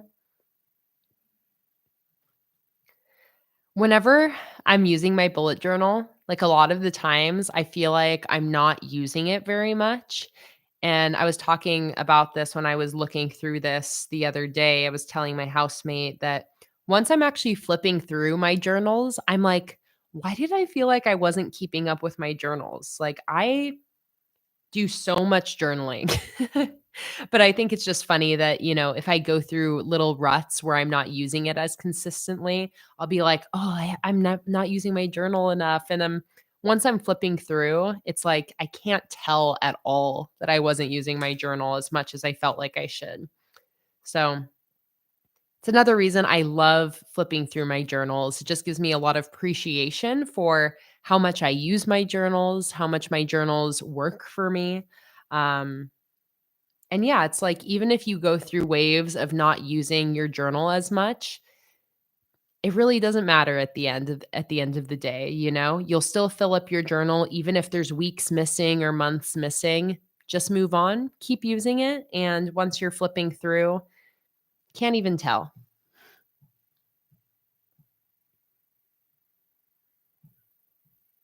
All right, Holly, thanks for letting me know. No worries about going into lurker mode. Chell said, "I'm trying to use all of my old stickers before I buy more."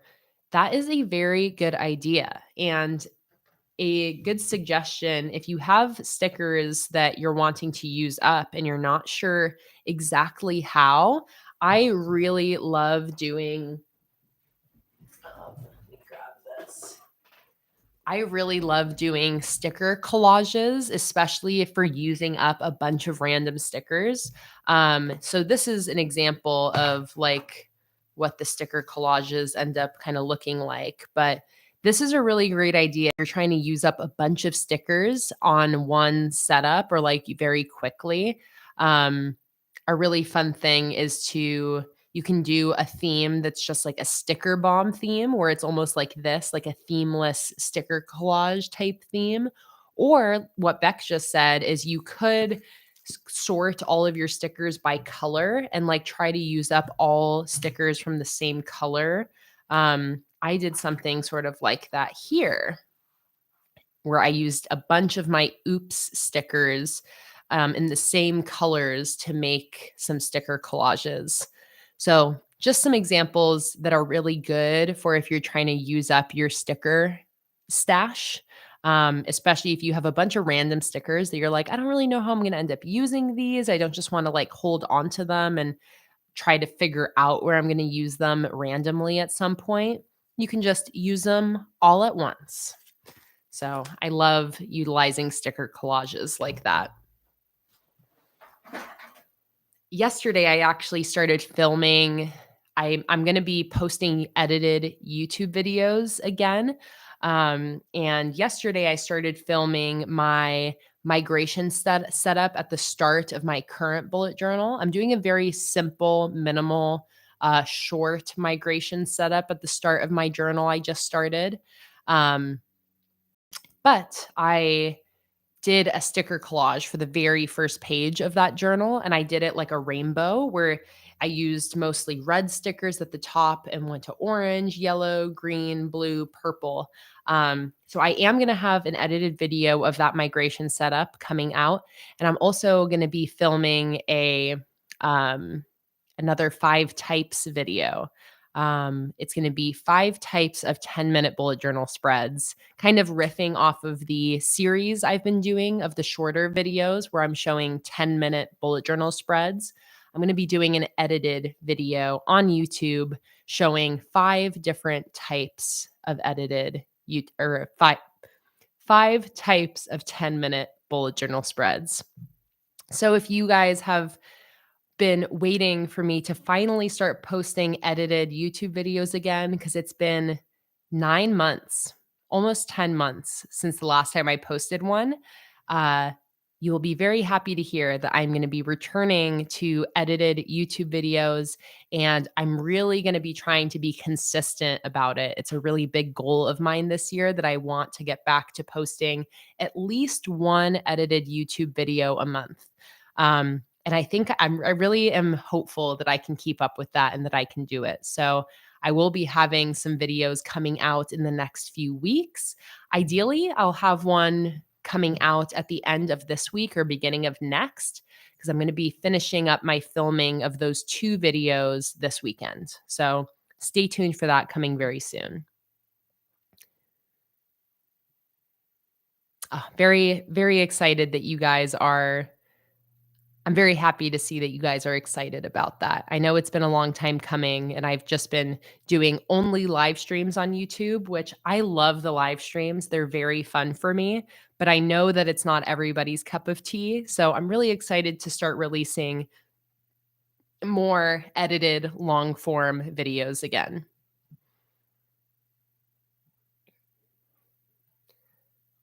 Holly said, I want to use my stickers, but I don't. I don't want to ruin them as they're so gorgeous and amazing.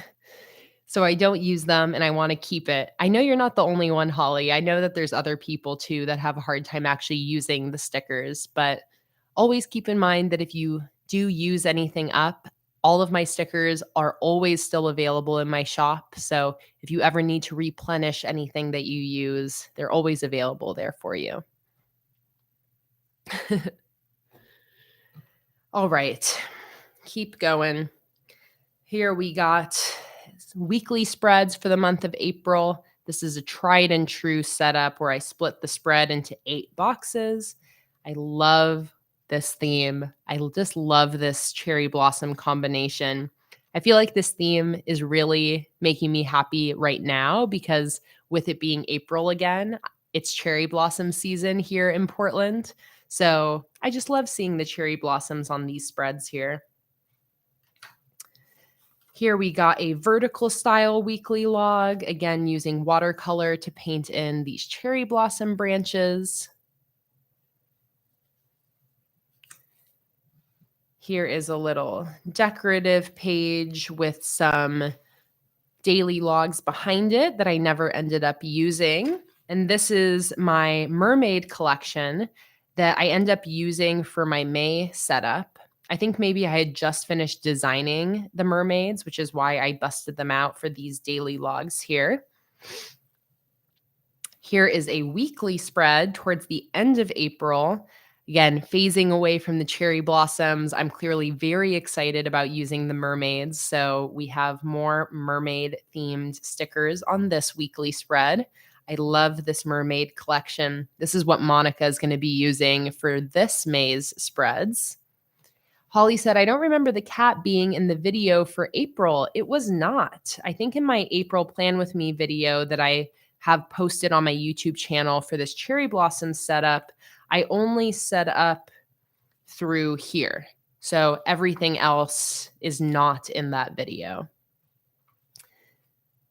That's so funny. Beck and Holly are talking about liking the smell of new books and new stickers. But Beck said, I love the smell of Planning with Kay's stickers. I've never even thought about what my stickers smell like. I love that.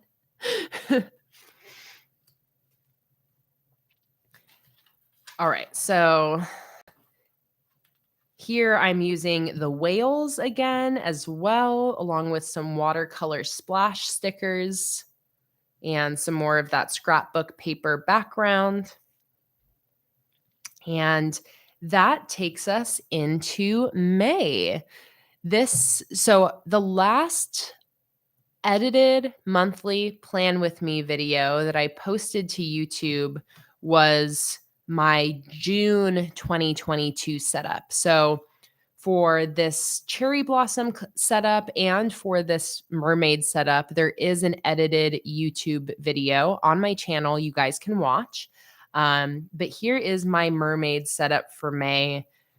Oh, I love this setup. Again, I sound like a broken record, but the way that the watercolor paired with this theme was just too good. I love how this turned out. I love this cover spread so much. This was also my first time illustrating characters to go with any sticker collections. And I'm so proud of how all of these mermaids turned out. So here is my May cover spread with a Little Mermaid song lyric. We got no troubles. Life is the bubbles under the sea. Oh, Beck said, I'd love to see what you do with the polar lights or snow theme with watercolor. That is such a good idea, Beck. It's been so long since I've used either of those themes too. That would be a really fun thing to use this winter. Gonna have to keep that in mind.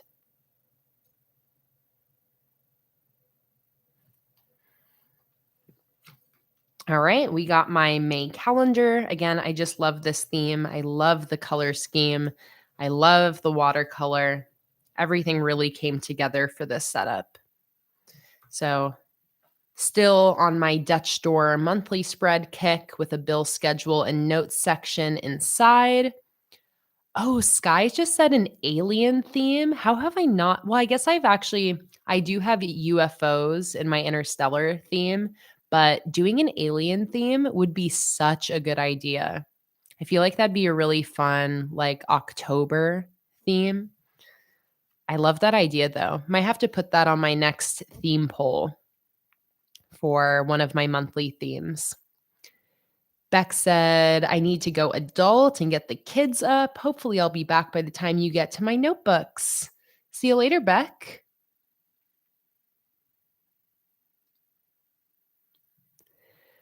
All right, so here is my May 2022 habit tracker. One of my favorite habit trackers visually that I've ever created. I love how this turned out with the watercolor splashes behind it and then the stamp calendar on top. I really want to bring this back. I love how this turned out. I got my self-care bingo page. I have my memories section for this month, as well as my monthly media section down here. My live stream schedule for the month of May, and then a little quote page. This background is a printable under my $1 Patreon tier.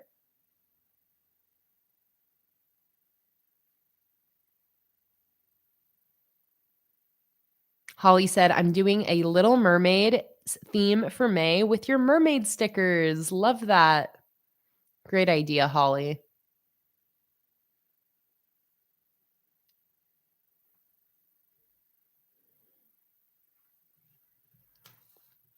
All right, and that takes us right into weekly spreads. Again, I love this sticker collection. It all pairs together so well. Here we get into the middle of May, and I decided to create a weekly spread with my Plants and Pages collection. This is using some stamps that I got from the brand Contact Crafts. I think this spread is really funny to me because the brand Contact Crafts sent me all these stamps, and we did a couple of like paid sponsored Instagram posts or TikToks rather. Um, and they really wanted me to showcase their papyrus font stamps. And they sent me some typewriter stamps, which I use all the time. They're the same stamps that I used for the scrapbook theme collection here.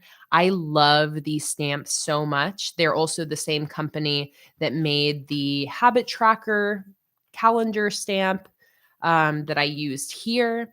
They make wonderful stamps and I love their products, but they sent me these papyrus stamps, and papyrus is just a terrible font. It's like a joke in like the internet world that the font papyrus is hilariously bad. So when they sent me these papyrus stamps, I just remember laughing with Jake. I'm being like, are these papyrus stamps? Like of all the fonts, why did they choose to make papyrus stamps? And then when they were asking me if I would make a sponsored TikTok using the stamps, they specifically wanted me to use the papyrus, and I just thought it was so funny. I was like, people will much prefer the typewriter font. Like, nobody's gonna want to use this papyrus font. But I'm like, they apparently really want me to promote it. So I use the papyrus font here for this spread. I feel like I did a really good job. Like, I feel like it does pair well with the plants and pages. For being papyrus, it looks good, but I just think about that every time I look at this spread now. I'm like, I just giggle. I giggle at the papyrus. It 100% is a joke font, and that company clearly is not in on the joke. Like they do not realize that papyrus is a joke font, but they really love it. So nobody tell them, nobody burst their bubble. But when they asked me to do the papyrus, I did not say anything about like, "Are you sure? Really? Papyrus?" I was just like, "Sure. Sure." Oh my god, Laura, stop. A Wingdings font stamp. Oh, the Wingdings font. I just remember, like, being in computer class in elementary school, choosing Wingdings font. Uh, Sky said, "I saw something the other day about Phineas and Ferb creator going to see a real platypus in California and I thought it would be cute." I love that.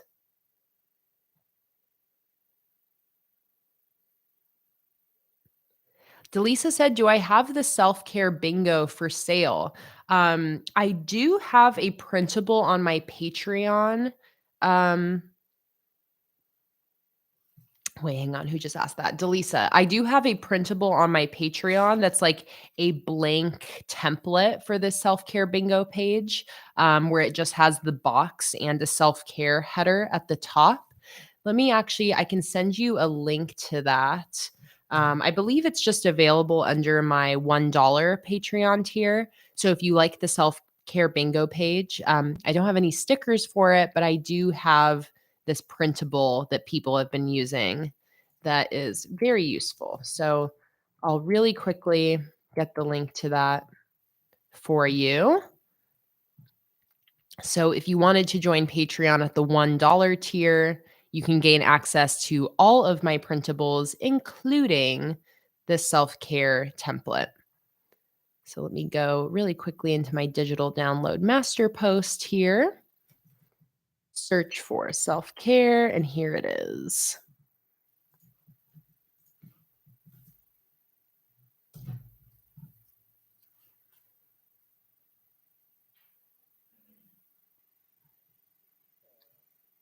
Lazi said, I have to wear a heated eye mask for 10 minutes, so I can't watch. Do you think you could go a bit overkill on the visual descriptions for a few minutes so I can stay watching and listening? Yes, Lazi, and thank you for that request. Just let me know when you have your eye mask off, and I'll cut down on the visual descriptions, but I can definitely overkill the visual descriptors for the next 10 minutes.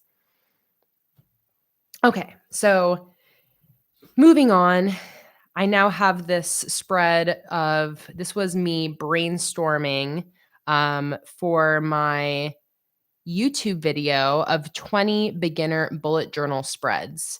That is one of the last edited videos I posted, and it was a very popular video. I was really happy. That video keeps getting views even now. But it's one of, I would say, one of my most comprehensively useful YouTube videos on bullet journaling because I show 20 beginner bullet journal spreads. And those spreads are actually here at the end of this journal. So you're going to see those spreads in a second. But this is just a spread where I was brainstorming the different spreads I wanted to include in that video. Got monthly spreads, future logs, habit trackers, brain dumps, student spreads. So this was just a little brainstorm spread for that. And here we go, brainstorming the other spreads for that video. This is a really great way to plan out spreads in your journal, by the way. I basically just draw out a tiny little mini version of a spread, and then I used pencil to go in and sketch out all of my different ideas. So very useful for coming up with those. And then here now are the 20 beginner bullet journal spreads. So there's a whole YouTube video up on my channel showing how I set all of these up.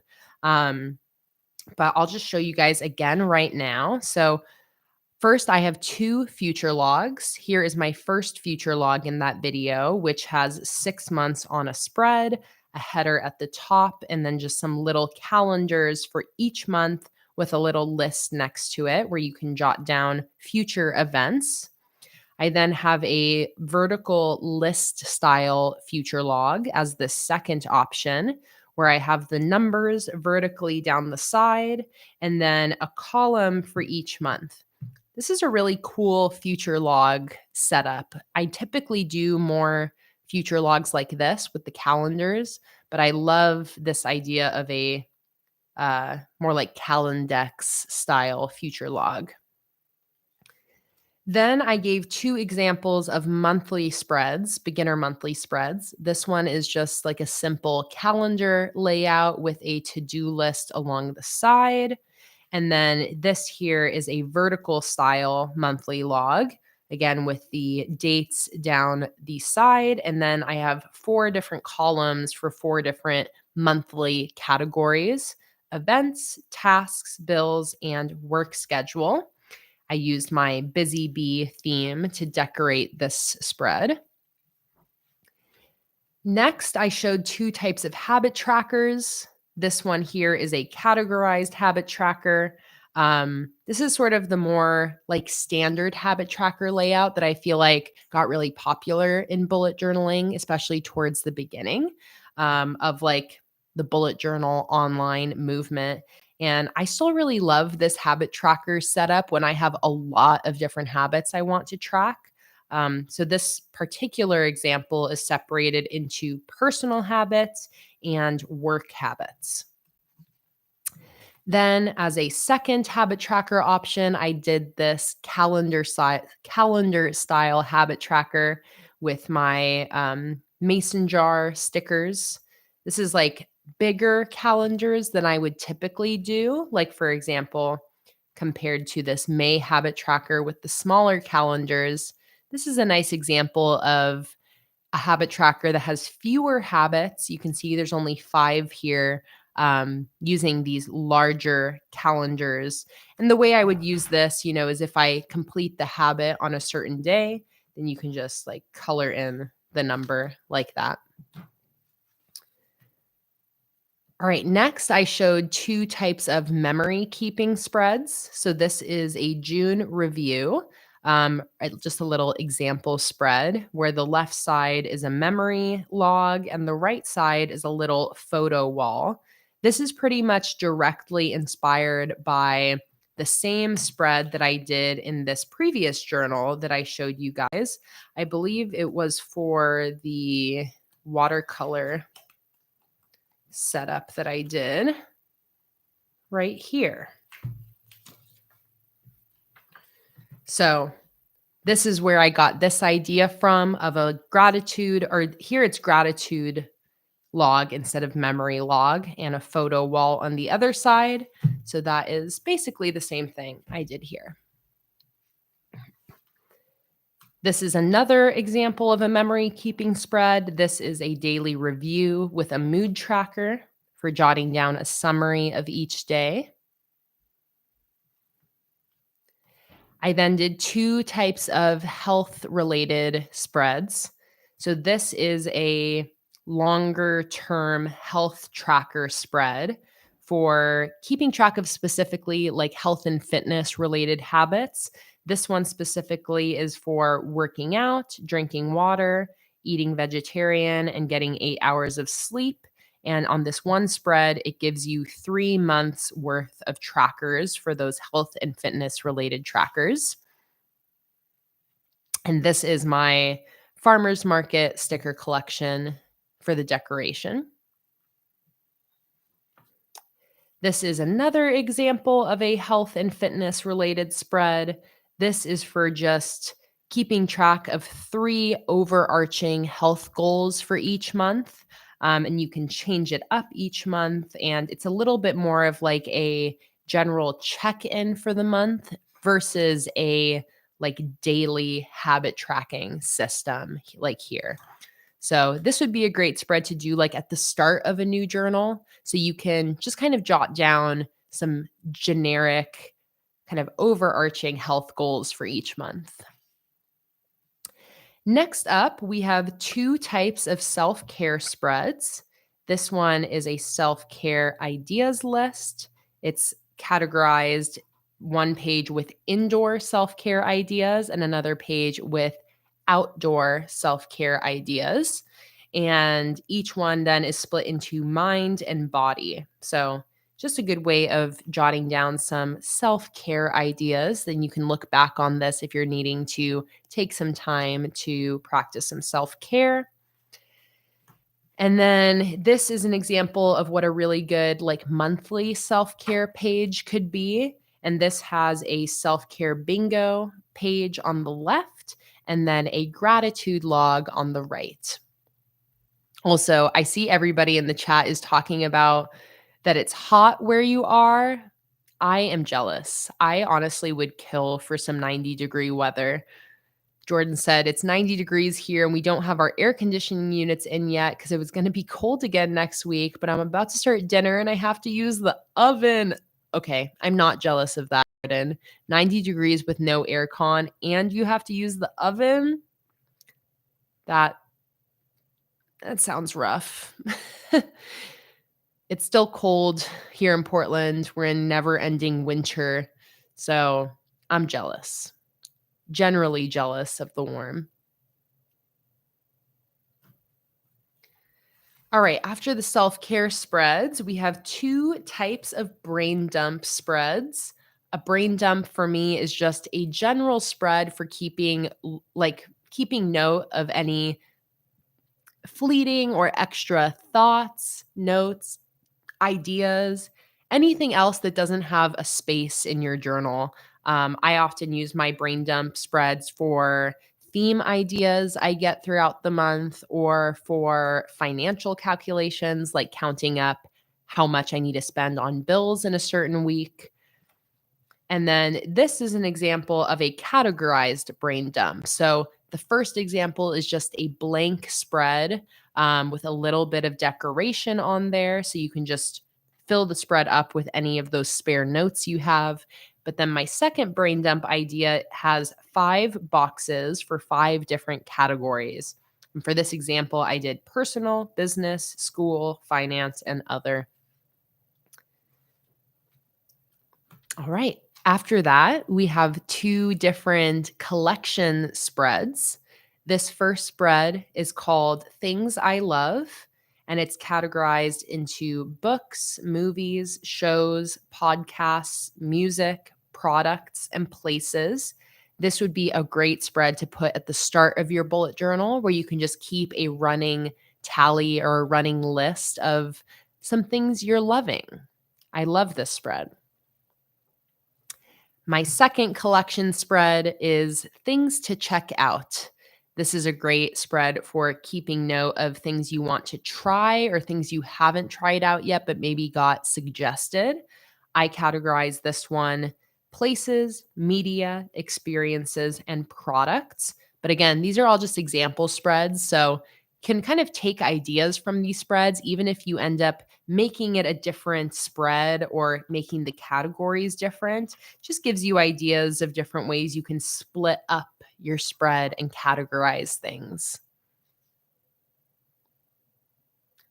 Awesome. Lazi said, thank you. I appreciate your kindness. My mask is all done now, trying to help my dry eyes. You are so welcome. I hope I was doing a decent job with those visual descriptions for you. All right, and we're getting close to the end. Again, all of these spreads are still just demo spreads from my 20 beginner bullet journal spreads YouTube video. That video is up on my channel if you want to watch it. Next, I did 2 types of weekly spreads. So here we have a big weekly spread with 4 different columns: to do, bills, events, and notes. I really like this setup. This is giving me ideas. I think I want to use a weekly like this month because I really love the use of space here. So I'm going to keep this layout in mind for my own bullet journal. Then we have this grid style weekly. As you've seen throughout this flip through, I do this type of layout a lot. It's very easy because it just requires splitting each page in half vertically and horizontally. Very little measuring is involved, and it gives you 8 equal size boxes, which is perfect for the 7 days of the week, and then a header box. Or you could have this be like a general weekly to-do list box. But yeah, love this simple spread using my painted floral sticker sheet.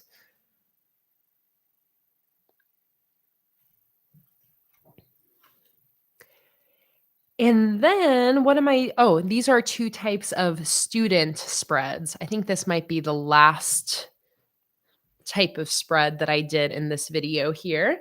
But this is an example of a semester at a glance spread. I don't do very many student spreads these days since I graduated from college in 2017, but I love what I came up with here for a simple semester at a glance. It has a spot on the left for important dates for the semester, and then a box for class info and a weekly schedule. This is something I would imagine someone filling out at the beginning of their semester, putting in any important big projects, midterms, or finals, and then having all the information of like their professor's contact information, location of the classes, TA information, and whatnot, and then a class schedule here. And then this is an example of a running task list for a school semester. It's categorized by class, and then you can just keep updating this with each new homework assignment that comes up.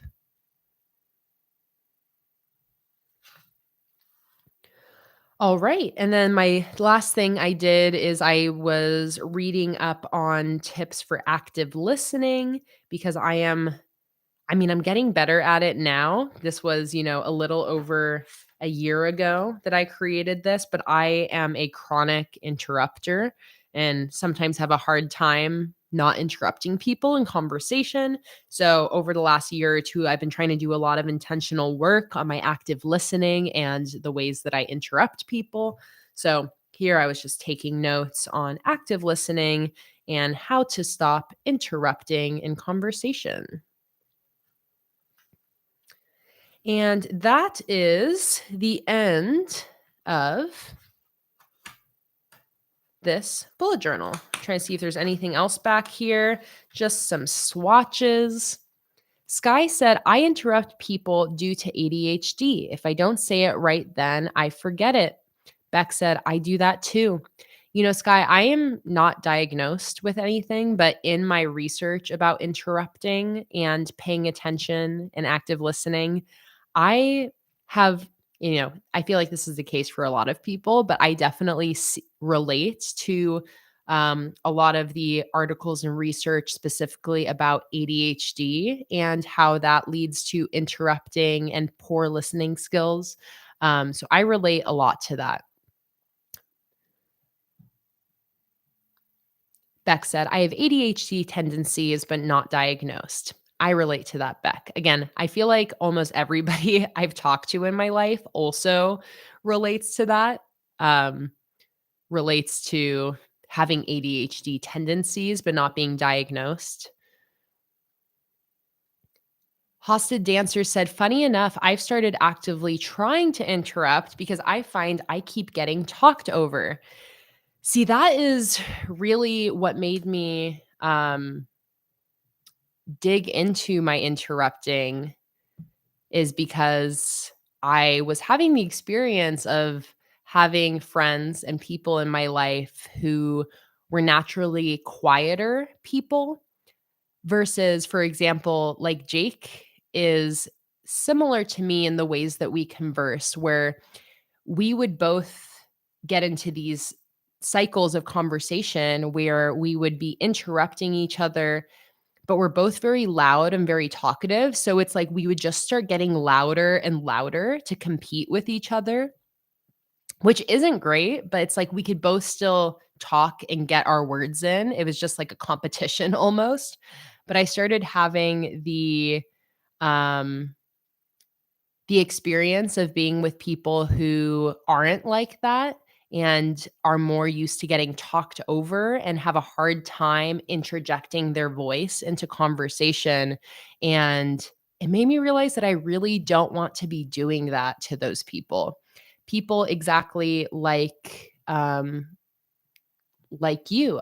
Let's see, where'd that comment go? It was Hosted Dancer.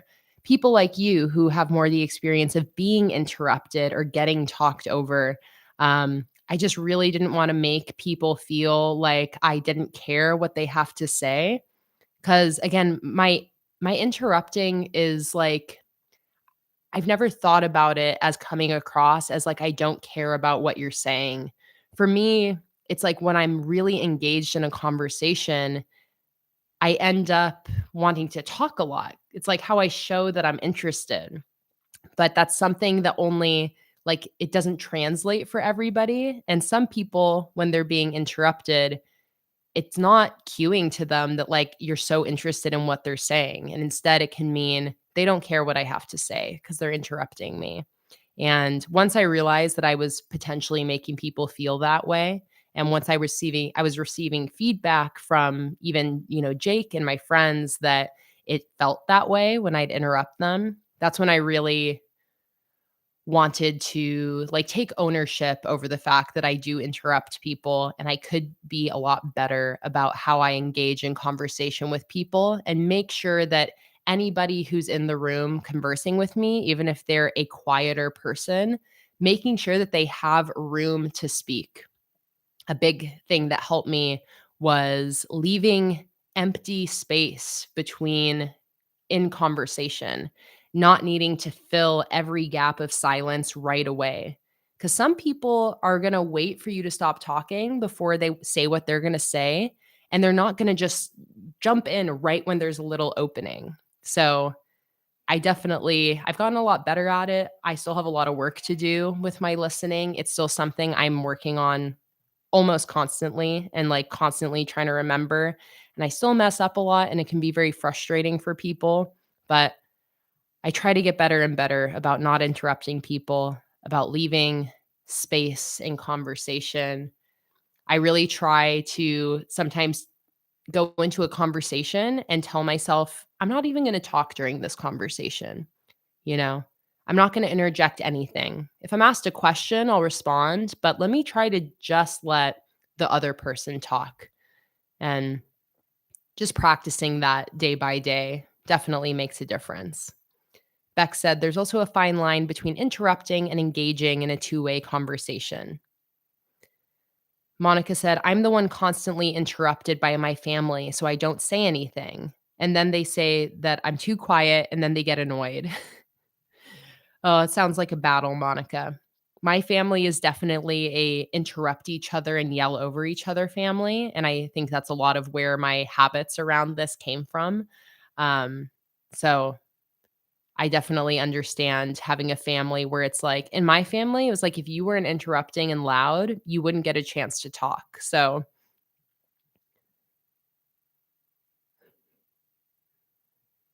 Beck said, I totally notice people who will engage in conversation with me by asking me a question, but only because they actually want to answer it and they don't want to listen to your answer at all. Or I leave hangouts with my friends second guessing my behavior the whole drive home and wish I had shut up more. Hey, Addison, welcome in. I don't think you miss much. We just finished flipping through the second journal in this flip through, which was journal number 13, January through May of 2022. And talking about working on active listening and not interrupting. I love hearing that other people are relating to that conversation. And I love hearing both sides of it, that we have people in the chat who are on my side, where it's like we need to work on not interrupting, work on being considerate of people who are quieter and have a harder time getting a word in. And then I love hearing from the other side where we have people in the chat who are the ones who feel like they're always being interrupted or have a hard time getting a word in when everybody is dominating the conversation and not leaving those empty spaces of silence for you to say what you want to say. So I love hearing from both sides of that. And for anyone who feels like they're on either side of that, highly encourage you to look into what you can do to make your conversation a little bit more healthy, whether that's knowing that you need to try to interrupt more, try to put your voice out there and like butt your way into conversations that you normally get left out of. Or if you're like me, learning to be aware if there's somebody in the conversation that isn't able to speak and creating that space for them. Jess said, I'm very aware of people who get talked over and making space for them to talk, even if it's not me steamrolling them. That's a big piece too, Jess. It's like this conversation around interrupting or not is very dependent on the specific environment and conversation. So I try to be a lot more aware these days if there's somebody in the circle or in the conversation who seems like can't get a word in, and trying to be the facilitator and the person to be like, hang on, did you want to say something? Creating that space for them.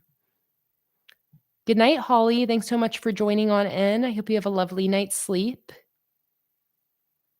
And see you later as well, Chell. This live stream will stay up to watch the replay. So if you want to come back in the future and watch what you missed, it will be here waiting for you. Okay, that was a great conversation around listening and interrupting, but let's move on to the third bullet journal in this flip through. So again, this bullet journal here was January 2022 through May of 2022. So that brings us to bullet journal number 14. This bullet journal is a Archer and Olive journal.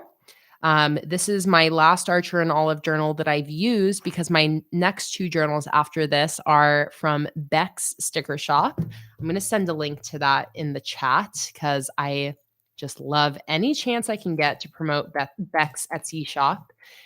She has stickers and she has journals in her shop. So I'm going to send the link in the chat. And Beck is Sassy Pigeon HQ, who is in the chat. So go show Beck's shop some love. All right, so let's flip through bullet journal number 14. So again, this is May. Wait, hang on. This isn't right. October 2023. Hang on. No, October 2022.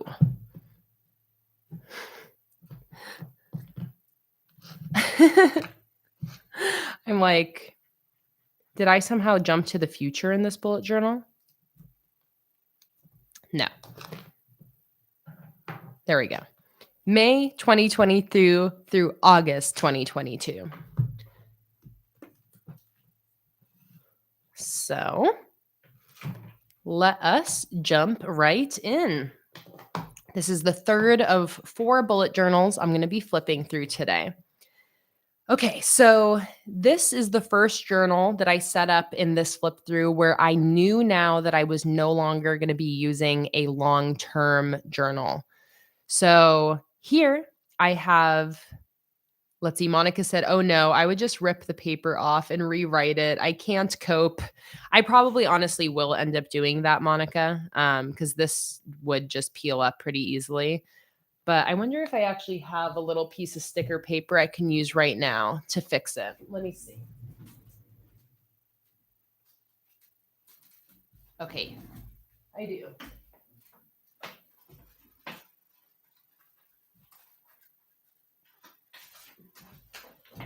So I'm just going to quickly do a little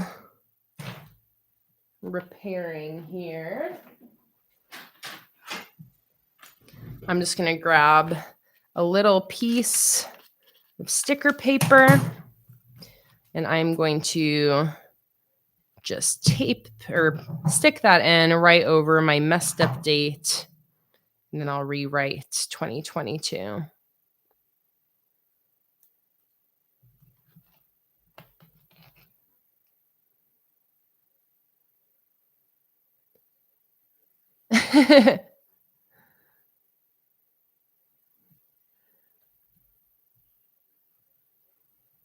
So I'm going to go like that. Here we go. This is for all of your OCDs. There we go. Good as new. May 2022 through August 2022.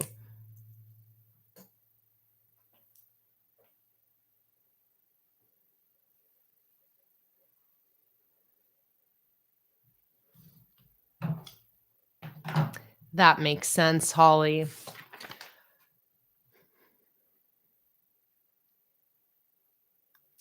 Yes, Jess. If you get a shot, you definitely get yourself a little treat. What kind of sticker paper do you buy/use? I've been thinking of getting into it myself. I use paper from onlinelabels.com.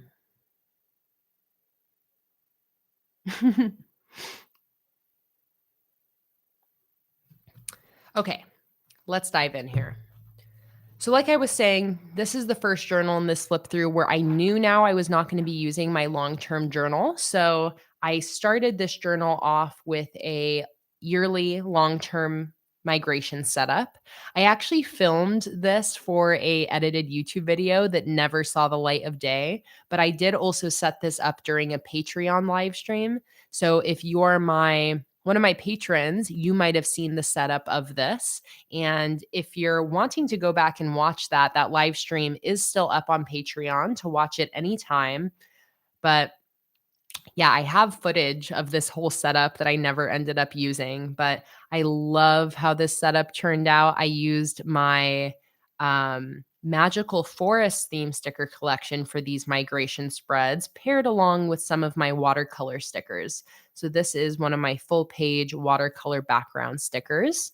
I have a year at a glance here. I also used craft paper throughout this setup. And again, I love these migration spreads. So here we have a future log for 5 months, June through December of 2022. I didn't end up using too many of these migration spreads, unfortunately. And this is why, like for my current journal, I've scaled back my migration setup a lot. So you'll see here which spreads I used and didn't use, and which ones I'm carrying forward into my current journal or not. Here I have a mid-year check-in. This was a really nice spread just to, like it says, check in with myself at the beginning of in the middle of 2022. I never went back and necessarily looked at this again, but it was nice just to come up with some goals for the rest of the year. Here I have a reading log for the rest of 2022. I have a TBR list right here, and then things to check out page here. You can see I did not end up using this at all.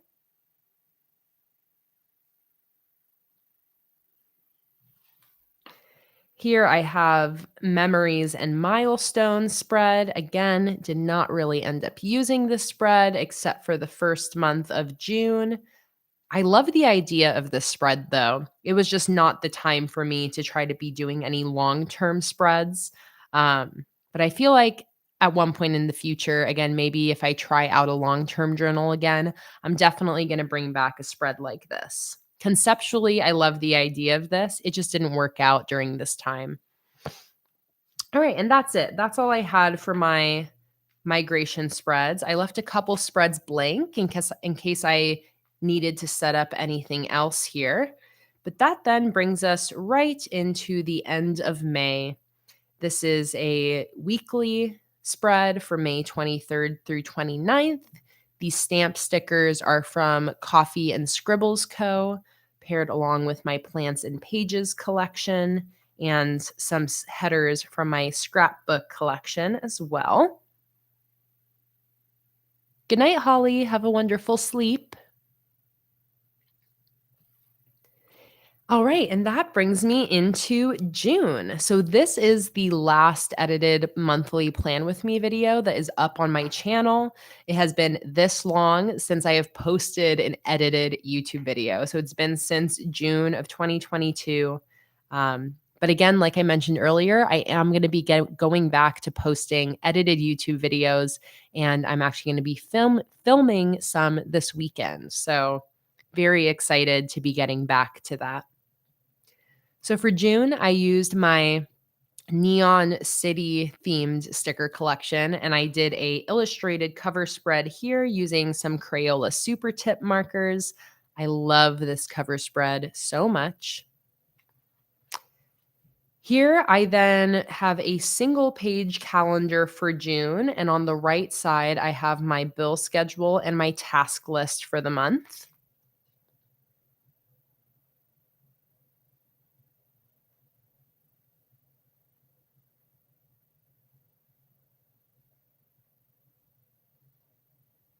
See you later, Jess. I hope you have a good vaccine shot. I hope it's not too bad. And I hope you get yourself a little treat after. See you later, Jess. Here I have my memory page and a self-care bingo page for the month of June. Again, just love this setup. I love how I just use these Crayola markers kind of in place of how I was using watercolor in the previous journals. I would love to do a setup like this again, like with the colored line art and the mixed color headers. Just love how this turned out. Are you doing the live stream and then filming the video while live like you did before, or just videos? The specific videos that I'm filming this weekend, Holly, I'm just filming on my own. I'm not going to be doing a live stream of them.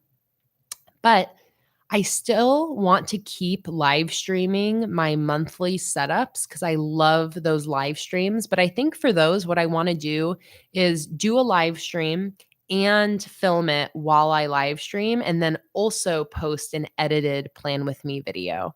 Um, but yeah, for some of the videos I'm going to be editing and filming and posting, I will not have any live stream matched with them. Some of them I might film during Patreon live streams and then film and edit it for a public video. And some of them, like the monthly Plan With Me's, will be filmed during the public live streams. So it'll be a mix, Holly, but specifically for these next two edited videos that will be coming out, there will be no live stream for the setup. Here we have a June entertainment page. This is the first time I did this sort of center decorative section along the seam of the spread, and this really inspired me. I keep doing this in the future from this setup. I just love how this looked here with these stamp stickers in the middle and the header all the way across like this. And again, this is pairing my Neon City sticker collection along with my watercolor splash sticker collection. They paired together so perfectly. Like all of these here are from the watercolor splash monthly kit in the purple color variation. And it just paired so perfectly with my Neon City stickers. Same here. You can see they match perfectly. I love that combination.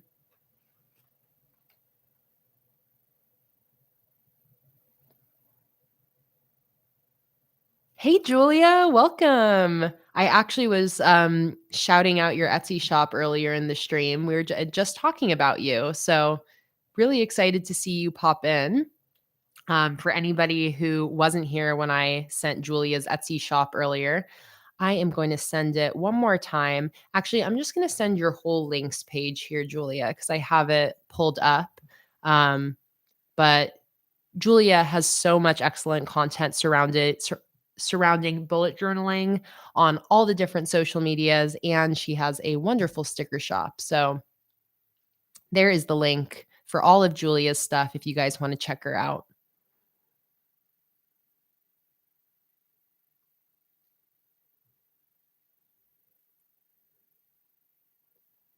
Lozzie said, "What are the ideas for the new videos, or do we have to wait?" I actually mentioned earlier, but the first new video I'm filming is my beginning of my bullet journal setup, like my year at a glance and my future log at the start of my current bullet journal.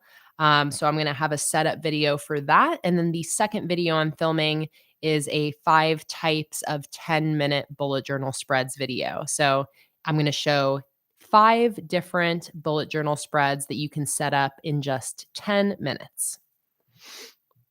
10 minutes for each spread, to clarify. Hey, Nicola, welcome in. Hello from London, just planning before bed. So happy to see you here. I hope you're having a lovely night. I love that you're planning before bed. Lozzie said, "Do I ship to the UK?" Yes, I do. And I ship all of my orders as standard letters. So international shipping is only $5. All right, next up, we got my June live stream schedule. And then we have another habit tracker here using that calendar stamp. Just love that. Every time I see a spread with the calendar stamp, I'm like, oh, I have to use that again. I love it. And this here is actually from this calendar printable that is available on my Patreon under the $1 tier. And now I get into my weekly spreads for June. Again, all themed with that Neon City sticker collection. We got a bunch of different vertical styles here.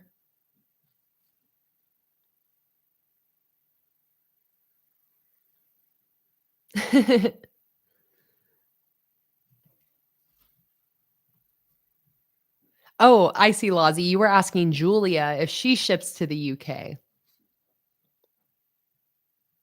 Here we have some daily logs. Again, you can see I was really loving that middle decorative section on this spread. So I did the same thing for this spread of dailies with my crystal clear themed sticker collection. Here I have some diagonal dailies, or can I even call these diagonal? It's basically where it goes in a circle here. So Monday, Tuesday, Wednesday, Thursday, Friday, and the weekend. I love this type of layout. It's very fun and different from what I normally do. And I usually bust out a layout like this like once or twice a year. But I always really love it. This is themed with my watermelon collection along with my watercolor stickers.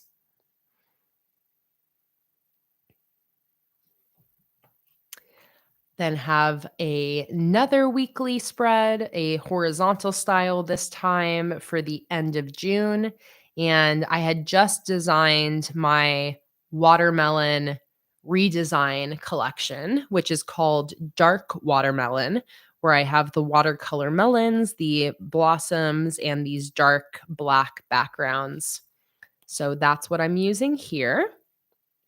And that takes me into my watermelon themed July monthly spreads. So for this collection, I paired the newer dark watermelon theme stickers with my original watermelon stickers all together for this theme.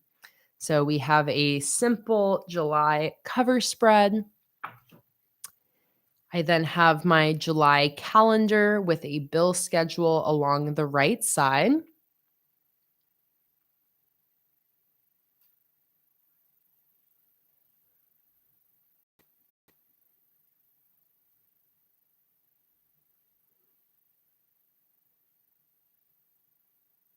Sky said, I just paid off my house, so I'm about to start renovations, and I recently made a renovation journal. I've decided to do my living room and kitchen in mushrooms/cottage core. I love that, Sky. That's so fun, a renovation journal. Good night, Holly.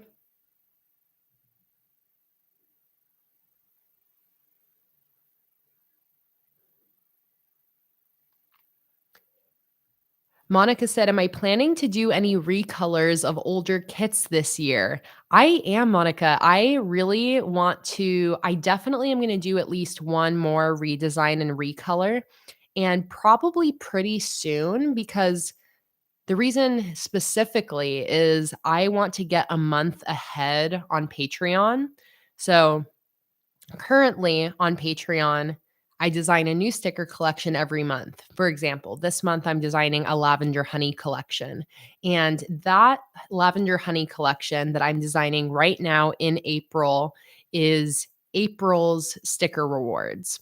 What I want to do is I want to get to where if I'm designing a collection in April, that is going to be May's sticker rewards.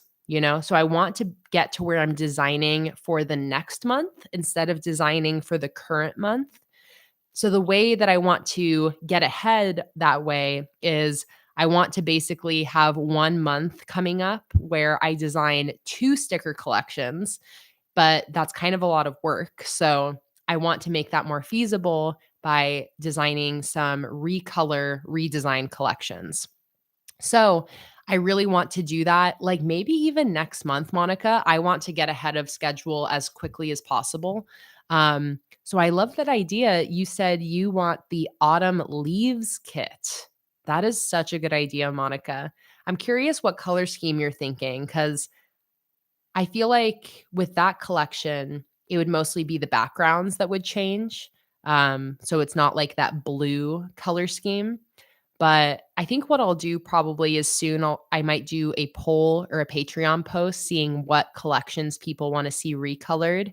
And we'll maybe figure out 2 that we'll do and then do a double design month and get ahead.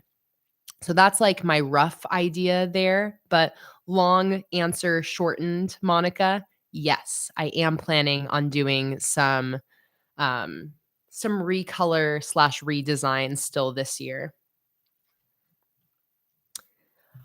All right, here we've got a gratitude log. Again, this was just using some Crayola Supertips for all the color here. I have a daily review right here as well. I then have a live stream schedule for the month and a monthly media overview for books, movies, and shows.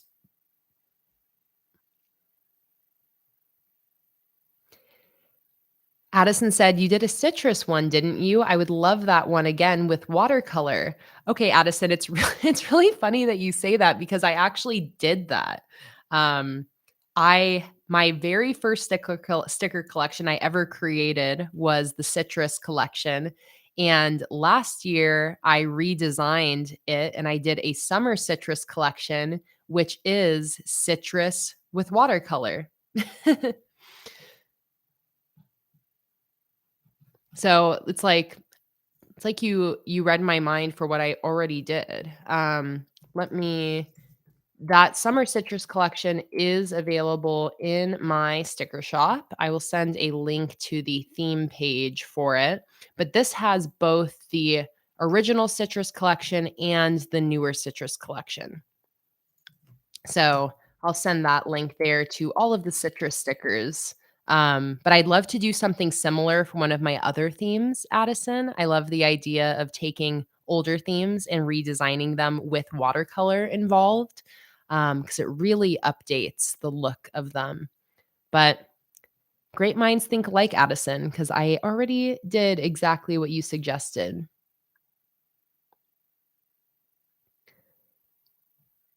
Monica said, "I think there was a kit recently that you didn't really change the color, but you added more."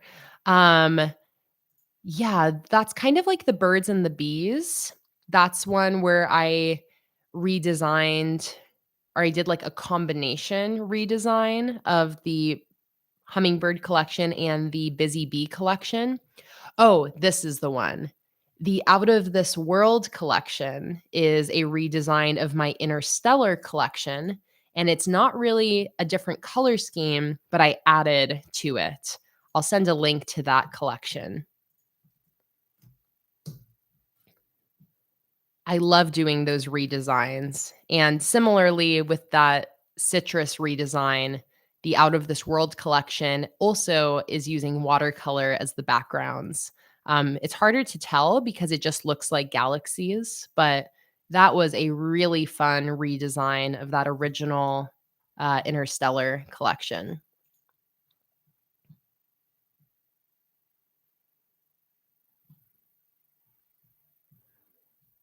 But yeah, I love doing the redesigns. It's almost like collaborating with my past self, and it's just really fun. I always love doing that. All right, here we got another weekly spread for July. Again, all still using that watermelon themed collection.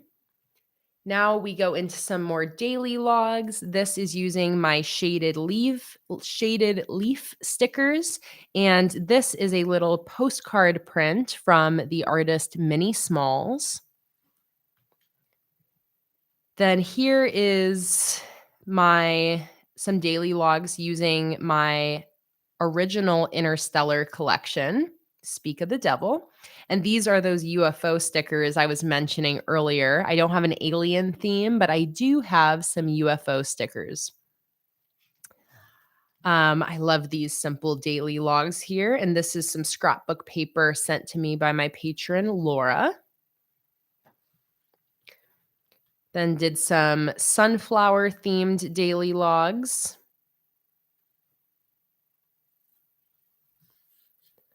Some mermaid themed daily logs. These were some free printable downloads that I think I think that maybe these are like you get these when you place an order from my shop in your confirmation email. Same with this one. Then here's some farmers market daily logs. You can tell I was just really having fun using all sorts of different themes for all of these dailies throughout this month, really mixing it up. So this is my farmers market collection with some rainbow watercolor.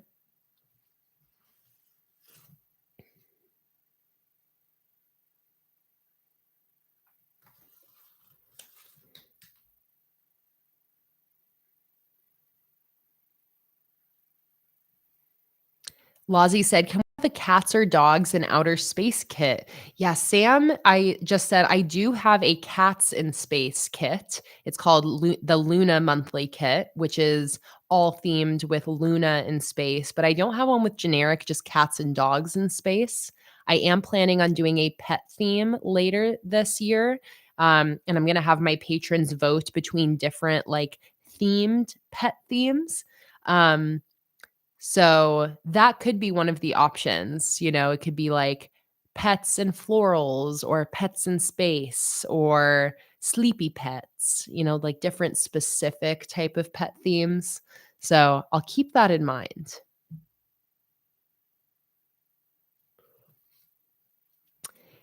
I love this little weekly spread here. I did this I think this was even inspired by Jess, Joshi Curran, if I remember correctly. I think she's the one who did this same exact thing for like June or July. And I was inspired by her to create my own version of these little letter Dutch doors. So here I have a weekly dashboard on this side. And then here I have these little Dutch doors for each day of the week.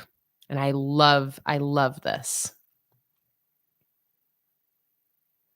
See you later, Julia. Oh, thank you for the kind words. I'm so happy that you got to join in today and that we all got to hang out with you a little bit. And I hope you have a wonderful rest of your day. I believe this was International Women's Day too this week. So I also have a little quote hiding behind here. Or maybe it wasn't International Women's Day. Maybe I was just reading this book. Can't quite remember. Okay, here we have another weekly log. This is for the beginning of August now, August 1st through 7th. And this weekly spread is using my good news themed sticker collection, which is a typewriter and newspaper themed collection. And that brings me to my August monthly spreads. I love this setup so much. This is my August monthly setup using my Kay's Cafe theme. It was very exciting creating this because a coffee theme was something that had been suggested for years and it never ended up winning any of my theme polls. And finally, I just decided to create a coffee theme, even like without doing a poll or anything. I was like, this month we're doing coffee. So I created a sticker collection called Kay's Cafe, which was a coffee theme leaning towards the like indoor cafe vibes. For this cover spread, I created this with watercolor. I had so much fun making this artwork, creating these coffee rings, the little coffee beans, and this A for August latte art. Addison said, "Did I actually use coffee?" No, I used watercolor paint for all of this. And then I created these circles here by dipping a cup into brown watercolor and then kind of manually created the little splatters and whatnot. But I just love how this artwork turned out. And I love this setup. So we'll go into my monthly calendar now. So here are the stickers from the sticker collection here. I had sort of like a black, tan, and gray background color scheme. And I also had some matcha thrown in with the coffee to add these pops of green. And yeah, really love this whole theme and this whole setup. So we have a calendar with a Dutch door here. This has a notes section and a bill schedule. You can see I did not use the bill schedule.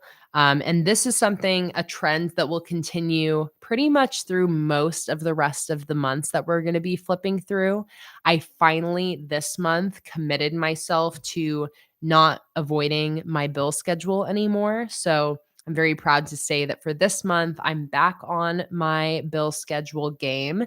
And special thank you to all my patrons who were in my live stream a couple Sundays ago where I talked through all of the things that I've been avoiding and have been neglecting in terms of my journaling habit and really working on getting back into this month. And the bill schedule is one of those things. So you'll notice some empty bill schedules coming up in these monthly setups.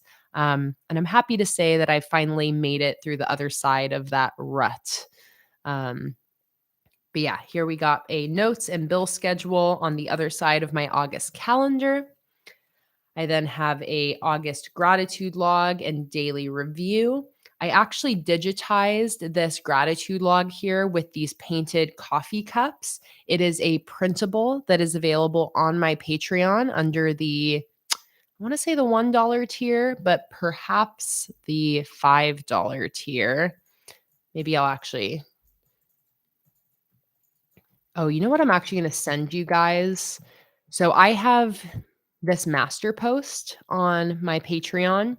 It's viewable even if you don't have a Patreon, but it's a great thing to look at if you're curious about all the printables that I have on my Patreon. Because it's a master post of every printable I have posted with all of the links. So you can click on the links to get to all of the different printables that I have. And if you're not a patron, then when you click on a link, it'll basically just have it locked and it'll tell you like what tier you need to join to gain access to it. But I'm going to send you the links. So if you guys are wanting to see the giant library of digital products that I have or digital downloads I have posted on Patreon, you can look at this huge list and see if anything is intriguing enough that you want to join.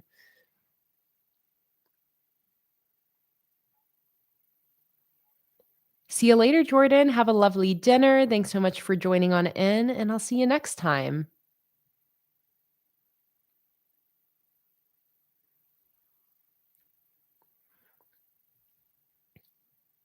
Lazi, I do have a library themed kit. It's called Luna's Library. Is it vintage though? I'm not, it's like a little bit vintage. I wouldn't say it's like heavy on the vintage vibes, but I'll send a link to that collection in case you want to check it out. Good night, Lauren. Thanks so much for joining on in. Have a good sleep. Okay, so we got gratitude log, daily review. I also have a moving checklist and a self-care bingo page. This was the month before we moved into the house we're currently in. Sky said, I plan on joining your Patreon next paycheck, and I bought myself a big purchase last check and had to wait. Oh, I'm so excited. You're going to join Patreon, Sky. Patreon is like my favorite thing. I just love the community over there. I do 7 live streams a month on Patreon, so we're always hanging out. And I love designing my new sticker collections with my patrons. So I'm really excited that I'm going to see you over there, Sky.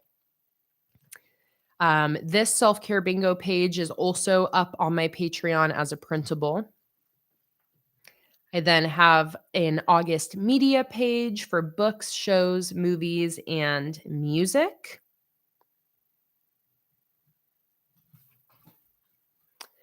I have a live stream schedule using my printable calendar from Patreon. And finally, a little quote page to finish it off. And this I also digitized and put on Patreon.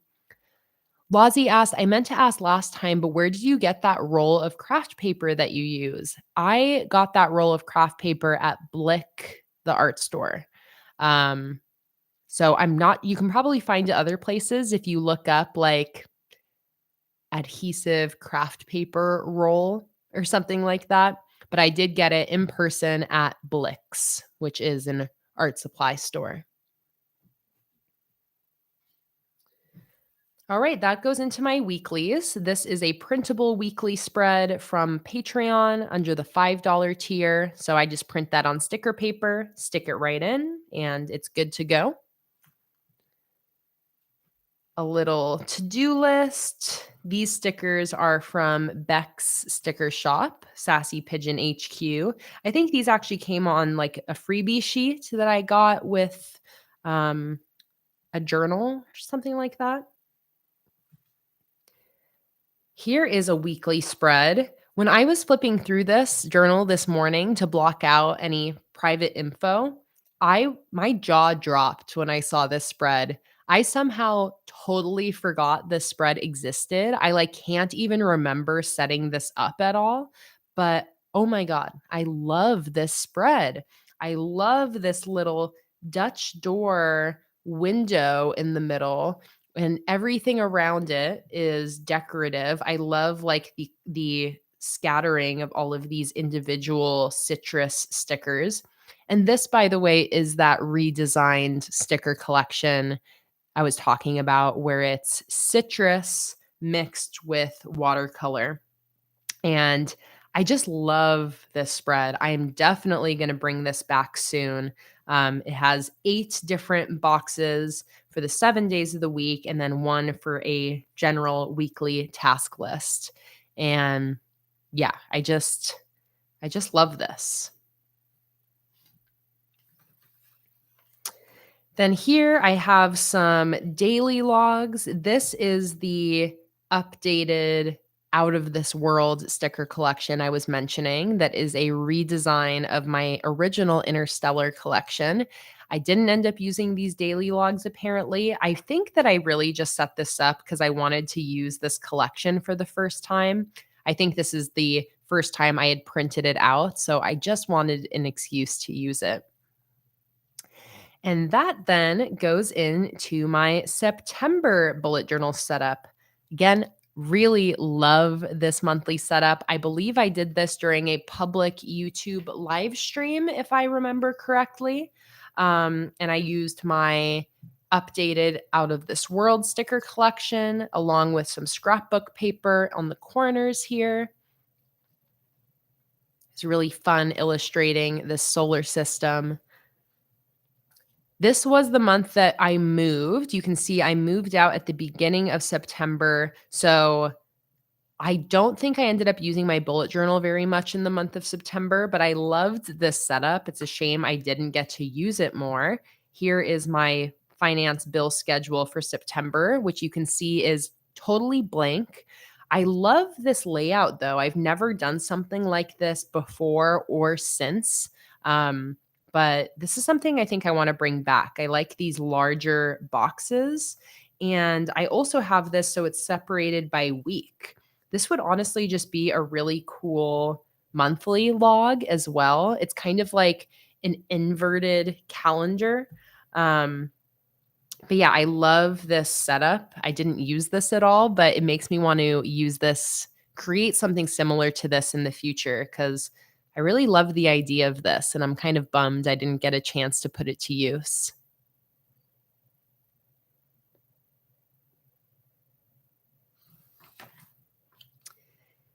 Here is a memory page and gratitude log. Again, I tried to use my spreads in September, but I didn't get past the first couple weeks of the month because of just moving craziness. Here is my self-care bingo and September media page. Again, these are pieces of scrapbook paper that I use throughout this setup. Same with this center section here. Exactly, Sky. Life happens sometimes. And I know for myself, especially if I'm moving, I'm most likely not going to be using my bullet journal very much. Oh, yeah, here's a little, this is actually a character from the Luna in Space collection that I put into this updated Out of This World sticker collection. So here's Luna being abducted by the aliens. And then I got a live stream schedule again. This is a printable calendar from Patreon and a little brain dump for the month. Here's a little spread I made just to mark the memory of being all moved into our new home. This was also my first Instagram post back after taking a break after moving. Going into another Dutch door weekly spread. Just love this theme. I love how it paired with all these pieces of scrapbook paper. I love it.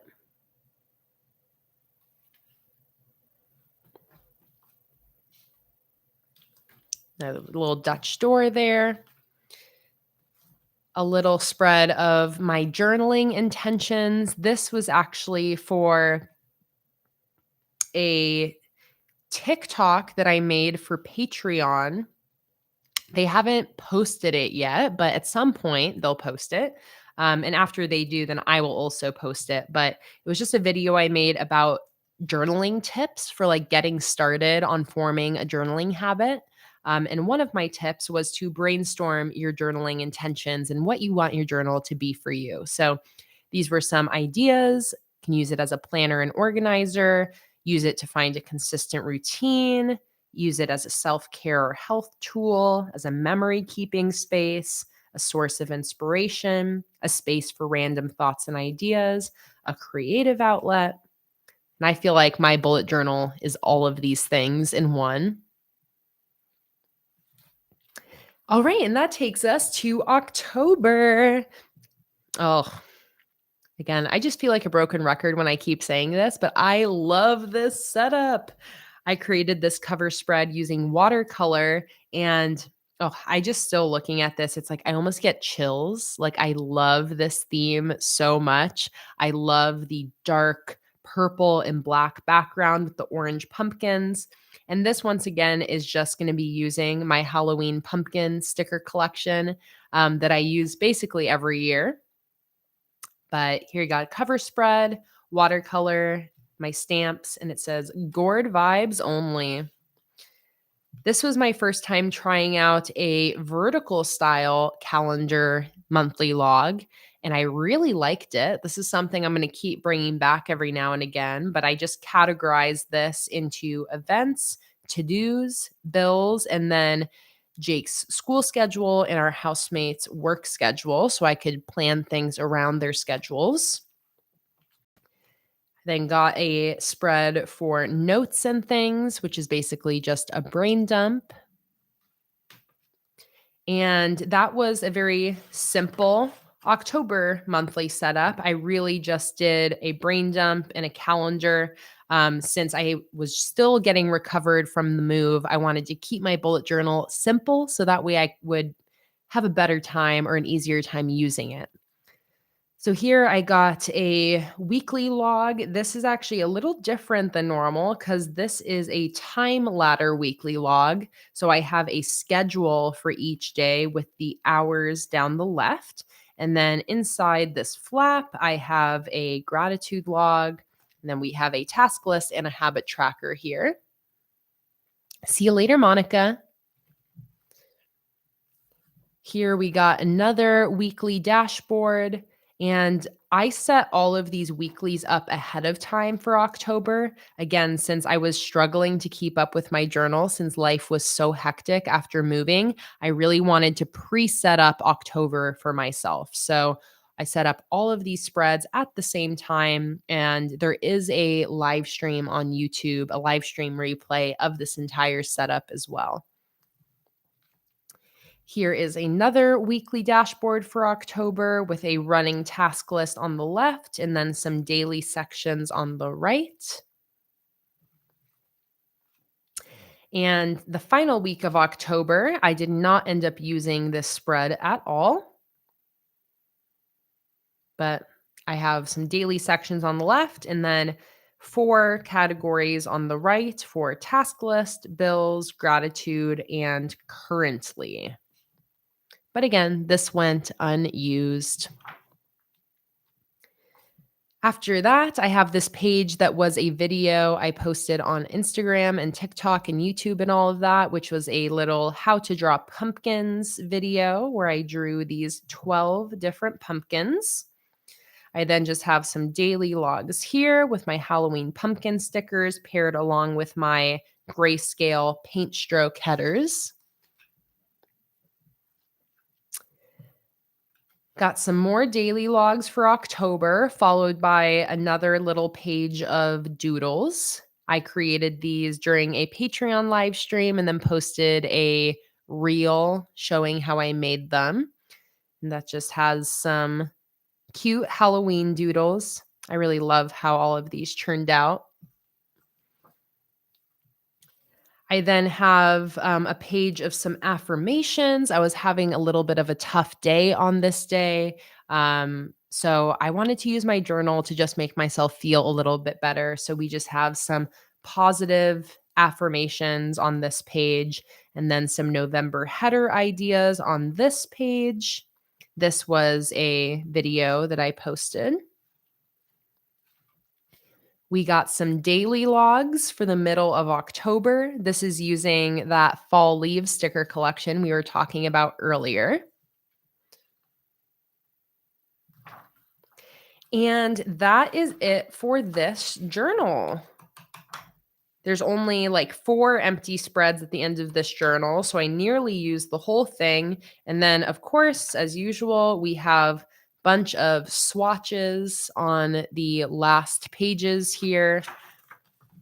And just like that, that is it for, oh my goodness. Just like that, that is it for journal number 14, May through August 2022. Which means, guys, we have one more journal to flip through. It looks like this live stream will probably end up being about 4 hours long at the end of the day. And so far, we have flipped through these 3 journals, and we have one more.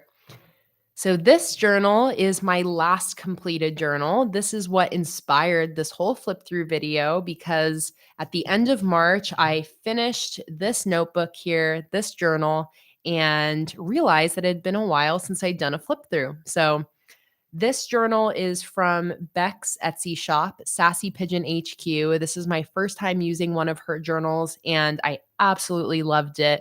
My current journal is, again, another Sassy Pigeon HQ notebook, but this was this adorable whale design with a gold foiled cover and this dusty blue faux leather material. So again, this journal goes from November of last year through March of this year, just last month. So let's take a look at this final journal in this flip through, and this will take us up to the present day. Before I do that, though, let's do a little drink break and a little bit of a stretch. I'm going to sip some water. Oh, sipped it too aggressively.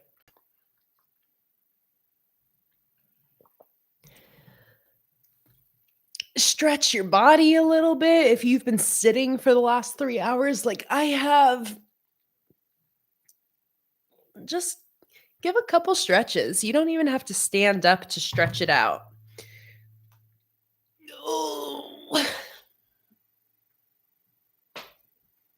Oh, that's good. Some good stuff. It's always when I've been hunched over for hours that I'm like, oh, that stretch feels so good. Sam said, I'm going to have to go as it's after midnight here, but I'll catch up tomorrow. Thank you for the lovely stream. Good night. Good night, Sam. Thanks so much for joining on in today. I hope you have a great sleep, and thanks so much for being here. Do a little twisty stretch. I have the burps from sipping on my water. This water bottle has made it so much easier for me to drink water because it's one of the types that has, a big straw going down. And something about a good big straw makes me just want to keep sucking on this water. All right, now I'll take a couple sips of my coffee. Hey, Nikki, welcome back. I'm just starting the fourth and final journal in this flip through, Nikki. So I'm glad you're able to still catch some of this while it's live. I just am doing a little drink break and a little stretch break since I've just been going for 3 hours straight. Okay. And I think we're ready to dive back in. Let's do it. All right, so here is my last journal I just finished. So similar to the last one, I filmed this whole initial setup here and never ended up editing it, but I did set this up during a Patreon live stream. So my patrons saw this setup, even though the rest of the world did not. But I started this journal with some of my core migration spreads, and I used my painted leaves themed sticker collection. I love this theme. I love it paired along with the craft paper, and you'll see on the rest of these spreads how those two things paired together very, very well. Hey, Tracy, just tuning in. I unfortunately fell asleep this afternoon and missed until now. Happy to be here, though. So happy to see you here, Tracy. The replay of this live stream will be available to watch anytime. So if you want to go back and see the previous 3 journals that I just flipped through, you definitely can go watch that at your own pace. So this journal starts off with a year at a glance, as usual. This leaf curtain background here is a printable on Patreon. And then I used my alphabet stamps with some craft paper and some white gel pen as well. I also used my sticker sheet of new bullet journal spread headers for these headers at the top. And I also paired this with my watercolor splash sticker collection, once again, this time in the green color scheme. That watercolor splash sticker collection is such a good collection to have on hand because it can pair with so many different themes. And I have it available in 4 different color variations as well. But as you can see, again, this watercolor background paired perfectly with this theme, like it was meant to go together. So here I have my 2023 future log just for January through July. I used my small 2023 calendars along with my single page of watercolor paint splashes.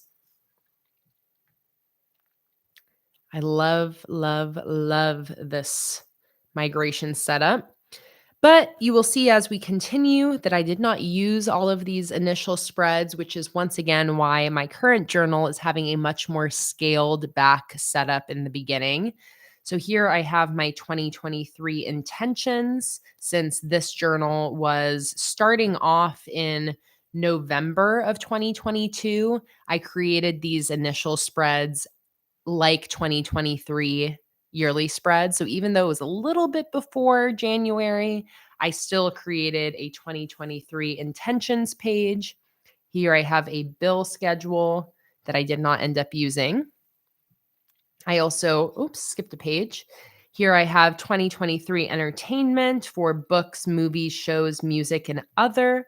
I didn't end up using this spread, but I did start incorporating this onto my monthly spreads. So you'll see throughout this journal that I'm keeping track of the movies and shows and music I'm consuming in my monthlies instead of in this yearly long-term collection spread. Here I have a page of memories and milestones, and then here I have a monthly snapshot page. I do plan on going in here later this week and putting in a photo for each month here. I actually got the photos already chosen and everything, but I'm just going to do that after the fact. So in the future, if I'm looking through this journal, I'll still have some memories to look back on here, but I did not end up filling this in as I went. All right, and that brings us to our November monthly bullet journal spreads. I used my Forest Friends sticker collection for this theme, again with some scrapbook paper to match. And once again, I love how this setup ended up churning out. I really love the white gel pen on top of the brown scrapbook paper. I love these forest tree stickers. Sage, are you stuck in your dress? And yeah, I just love this cover spread. That goes into another vertical list style monthly log, again, using my Forest Friends theme. After that, I have my November media page, movies, shows, books, and music, and my self-care bingo.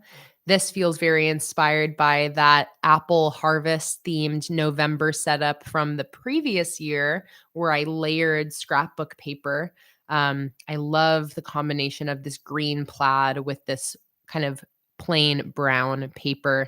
Just matches this theme so well and really brings an extra little pop of visual interest to these spreads. All the scrapbook paper I use, by the way, I got in this giant box of scrapbooking supplies that Jake actually found at Goodwill like 2 or 3 years ago. I think he got the entire box for like $5. And I have been using scrapbook paper from that box ever since. It was such a good purchase, but a very good thing to keep an eye out at local scrap stores or local Goodwills or other thrift stores that have like office supply type items. Sometimes you can find boxes that people are destashing just like their entire scrapbook collection. And it's really awesome for finding kind of miscellaneous supplies for your journaling. So, a very good supply hack in case you're wondering where I get all these different pieces of scrapbook paper. It was just random scrapbook papers that were in this one box of supplies. So here's a live stream schedule. This again is a printable calendar from Patreon over here and a brain dump for the month. And that brings me to my weekly spreads. This here is a Dutch Door weekly. I love the little moose over on the side with him wearing a little beanie. And I love how he works with this Dutch door here.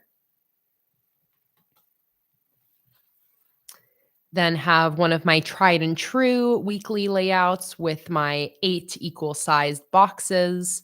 Again, just using my Forest Friends theme. Here I am brainstorming my 2023 bullet journal setup, which is these spreads here. I set these spreads up after I'd already started this journal. So this is me brainstorming the theme and the different spreads and fonts I wanted to do for that setup. And then here is a spread where I was preparing for my Black Friday sale. This was what I used to announce my Black Friday sale on Instagram. Then here I have some daily logs using my dragon theme. This is a theme I still have not used for a monthly setup, but I definitely want to at some point this year. Here are some more dailies. This is using my Happy Mail themed sticker collection, which is what I end up using as my December theme, as you'll see coming up right here. So here are my December monthly logs. I love how this setup turned out, and I did not use it at all. It's probably the only setup in all of these journals that I just like completely did not use. I really struggled to use my journal in December, like at all. And I really fixed that in January. I'm still working on rebuilding my journaling routine, but December was really a like fail of a bullet journal month. But that being said, and this ties into a conversation we were having a couple hours ago, I loved setting up these spreads so much. I had so much fun during the live stream setting up these spreads. Addison saying it was her first live stream that she attended. It was a really incredible setup and an incredible stream. And even though I didn't end up using these spreads, I have no regrets in setting this setup up. And I have just a lot of really great ideas from this setup that I'm definitely going to carry forward into the future. But to start off, I created this December cover spread with a Christmas photo wall inside. I still think I'm going to go back and fill in. Let me back up. So, you know how I was saying that I still want to go in and put my monthly snapshots in here? I want to do the same thing for this photo wall for December. I'm going to go back through my phone and print out some Christmas photos because I still would love to be able to look back on this page in the future and be able to actually see these Christmas photo memories. But I did not do it in real time. So here we still have this blank photo wall, but I love this whole idea of having a cover spread that has a little hidden photo memory section. It just turned out so cute. And these backgrounds here are from my Patreon under the $1 tier. After that, I have a calendar for the month along with a vertical monthly log. I love the idea of having both of these side by side. So you have like a visual calendar representation of the month, but then you also have a list style monthly. This is something I would love to bring back for one of my future monthly setups. But again, you can see I did not end up using these spreads at all, not even a little bit. So next up, again, I love this spread. It's a shame I didn't use it, but I had so much fun setting it up that I'm like, who cares? Who cares if I didn't use it? But here we have a bill schedule and monthly media page with this awesome craft paper center bar with all of these Christmas stickers on top.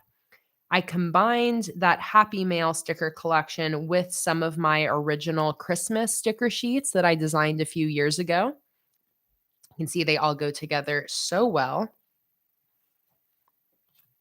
Then we got my holiday bingo page. I love this page so much. I feel like I should create a printable version of this for next Christmas because this is such a good little holiday bingo bucket list page. Really love that. And then I got my live stream schedule for the month, again, just using a printable calendar from Patreon. And then we have some winter holiday doodle ideas. I created this during a Patreon live stream, I want to say, and ended up making it into some free phone backgrounds. But I love these little doodles. All right. So as you can see, for December, I only had monthly spreads. I didn't end up using them. And then I had no weeklies or dailies because I straight up did not use my bullet journal in December. And you can see from this whole flip through that this is very uncommon for me to completely not use any spreads in a month. Even in months where I feel like I'm not using my bullet journal as often as I would want, I still am using it semi consistently, even if it's just like once a week or once every 2 weeks. So the fact that I didn't use my journal at all in December is a pretty good idea of my headspace. I was just mad stressed in December. So stressed, so behind on stuff. So once January started and I went into January, I knew I wanted to use that New Year mentality and motivation to get back into these productive, healthy routines and habits that really help me out. So going into January, I decided to do a minimal themed setup for January. I really wanted to strip everything back and I wanted to create a monthly setup that was just black, white, and gray pretty much. Hardly any theme, hardly any stickers, just really going back to basics. And it really helped me out with getting back into the new year and getting into the swing of things with the start of 2023. Sky said 2022 was the worst year of my life. I had to go with the new year mentality as well. You are not alone, Sky. 2022 was a hard year. I know for so many people, it was a really, really hard year. And I know personally, I have not felt the need to go into that like new year, new me mentality for years. Um, I'm usually just not feeling like it's something that really serves me very much. But for 2023, I needed it. I really needed it. It's like I needed that line, that invisible fake line to be drawn. And I needed for my own mental sake to be like, 2022 is over. It's done. It's a new year. It's going to be better. And that's like my main goal for 2023 is just for it to be better. That was it. I was like, I just need it to be better than last year. Please, God, make it better. So I know a lot of people were relating to that as well, Sky. So just know you're not alone. I really hope 2023 has been better for you already. And if it's not yet, I hope it gets better, Sky. I really do. Hey, Kaylin, welcome in. I'm getting close to done, but happy you're able to join in for the flip through of this last bullet journal. All right, so here is my January calendar, simple full page calendar with a running task list. And then after that, I had a January habit tracker once again to help me with my new year goals. So I have a categorized habit tracker, productivity, business, wellness, and other. Again, very simple, a basically themeless setup for this month. Then brings me into my first weekly dashboard for January. And then for January, I wanted to do some very in-depth daily logs for getting into the new year. So you'll see here that what I did is for the first week or so of January, I did these full page schedules. And what I did every day, and this was so helpful for me. I really recommend this if you're wanting a way to try to recalibrate your daily schedule. I did these dailies where I have a hourly schedule, and on the left side, I have my planned schedule for the day. So I would set up this plan either the night before or the morning of, and I would hour by hour plan out my day with all of my tasks and everything I needed to get done that day. Then on the right side, I kept a log hour by hour, minute by minute of what I actually did that day. And I was really honest with myself. And the reason I wanted to do this, it wasn't so that I could try to get the actual day to match the plan perfectly. It was that I wanted to see what parts of my plan were not feasible. Because I don't know about you guys, but I tend to be really, really bad about estimating how long things will take me. And like Beck said, I always have way too high expectations and then feel like I get nothing done despite never stopping. So I really wanted to do this again, not permanently. I just did it for like a week because I wanted to see like what things am I actually accurate about predicting how long they'll take me and what things am I totally off base about. And after a week of doing this, my actual day started to get closer and closer to my plan because I learned how to better plan my day based on how my days actually go. So it really helped me with seeing trends and like when do I like to get certain things done? Like when do I prefer to do the dishes and the cleaning versus my work? What wake up time works best for me? When are my most productive hours of the day? When are my least productive hours of the day? And I found so much value in doing this. It really, really helped me. And it was a great way to jumpstart the year for me. Sky said, "Was this very stressful? I would be obsessing." For me, it was not stressful. I really enjoyed this process. But again, I think the key is the goal is not to make a plan and then stick to the plan no matter what. Sometimes our plans are not formulated well, and trying to stick to that plan might just be setting you back in ways you're not even really aware. So I feel like this would be more stressful if I was stressed about sticking to the plan, but I wasn't. I just wanted to see the comparison of my plan and my actual. So here's Monday and Tuesday, the 2nd and the 3rd. Here then I have Wednesday and Thursday, the 4th and the 5th. And then I have Friday, the 6th. And then I believe after this, I only did this a few more times. So I really just did it for a week, and it just gave me a much better sense of what my days actually look like and where I can start to kind of optimize things a little bit.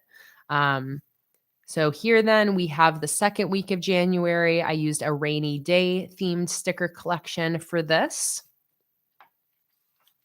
Here I just have some swatches of some Stabilo products that I had received. I think I've posted this one on Instagram, but I actually still have the video of this one that I'll post eventually. Then here we have 2 more of those daily schedules. This was one that I completed, with the planned and actual. Actually, I didn't end up finishing it for the rest of the day, but I could tell after this day of not finishing this that I was done with this. It had served me for a week, and it's something I think I'll bring back when I need a little jump start or I need to kind of reset my routine. But at this point, I could tell, okay, this is not serving me anymore. And I actually just ended up using this space here on Wednesdays as a journaling day. So I've covered this up because I ended up just doing some kind of like stream of consciousness journaling about some of my feelings, what was going on that day. Um, so that was a great way to like use up this daily schedule page that I didn't want to use as a schedule. It's another great example of when I realize something is no longer serving me, I'm not going to force myself to keep doing it, even if I've already set it up, You can always find a different way to use those pages that you don't want to use anymore for its intended purpose. Similarly, I could have just filled this day up with photos for memories, or I could have just left it blank. That would have been totally fine. So then we have another weekly spread. This is for the end of January using my Kay's Cafe themed stickers. Here we have another daily log for January 25th. Here I actually did the schedule on the left and then a whole brain dump page on the right. I was really enjoying having these full spread dailies. This is something I used to do back in college a lot, where I would have a whole spread for a single day. And again, it's something I want to bring back here and there. Sometimes it's nice to um, like just have this extra space for a day. Even if you're not sure if you're going to end up using it, it can kind of give you some ideas of wanting to start to plan some stuff out. So like here I was just doing some brainstorming on my finances, trying to figure out like how to save money and just coming up with jotting down some notes on this page with regards to that. And again, I just used some washi tape to cover up some personal information. Here, same thing. I have a schedule on the left and then a full empty page on the right for any notes or tasks that I wanted to keep track of.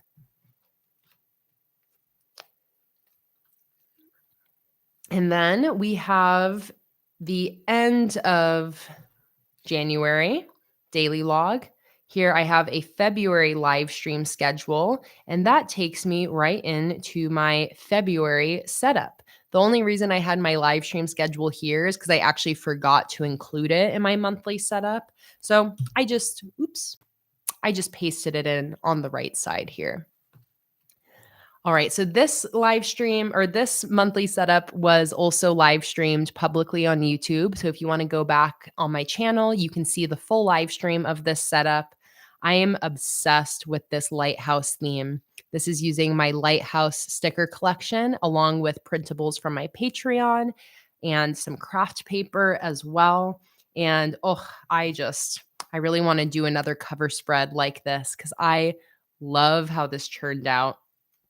I did another list style monthly log here with my days of the month down the left side, and then I have a business and personal column. Again, all of these are stickers from my lighthouse themed sticker collection. I then have a finance tracker that I hardly used and a habit tracker. I was again still kind of struggling with my journaling habit for the month of February. So you can kind of see that I stopped using my monthly spreads around the 8th of the month. Here is a brain dump. This is leading up to my trip to DC for the Go Wild Planner Conference. So you'll see a bunch of Go Wild prep type lists coming up in these spreads. Here I got a checklist for preparing for the trip. Here is a weekly spread using a printable weekly from my Patreon once again. And with the same lighthouse theme. This is actually a free printable that is available for anyone. So let me actually get the link for you guys. Because again, it's a Patreon post, but I'm able to post things on Patreon publicly if I want. So this specific printable is something that I made publicly available. So I can send the link for you guys, and you can, without having to sign up or do anything, you can go ahead and download this free public printable. So I'm going to send you guys the link. All right. It is in the chat for you. But this was just another weekly leading up to my DC trip. Here is the last week of February. This is using my Carnival Dream themed sticker collection. And then here is the start of Go Wild. So this is a spread, basically like a weekly spread for the Go Wild week. So I have some memories from the week, my schedule, some notes. I planned on using this for keeping track of people I met while I was there, but that ended up being absolutely not like a sustainable way of doing that. So this just has a few people written down that I met on the first day, including a little picture of Maria from Maria Italian Plans. And this is using a sticker sheet I designed for the Go Wild attendees. Got some more daily logs here from the end of February. And this is when now I start using my leaves and succulent sticker collection for March. So we are almost done with this journal. March is the final month that I have set up in this journal.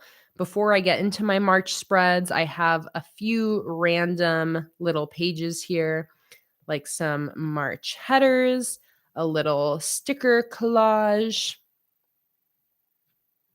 I then have these 2 sticker collage pages, one with a green color scheme and one with a purple color scheme. And now that goes into my March setup. Again, I love this setup so much. This is using my leaves and succulent sticker collection. It's one of my more recent sticker collections that's up in my shop, and it is a combination / redesign theme of my original succulent and original leafy sticker kits. This was really fun to design and create the sticker collection, and I love how it translated to these spreads. This is also available to watch as a live stream replay on my YouTube if you guys want to go see me set up these spreads. All of the backgrounds for this setup are printables, once again, from my Patreon.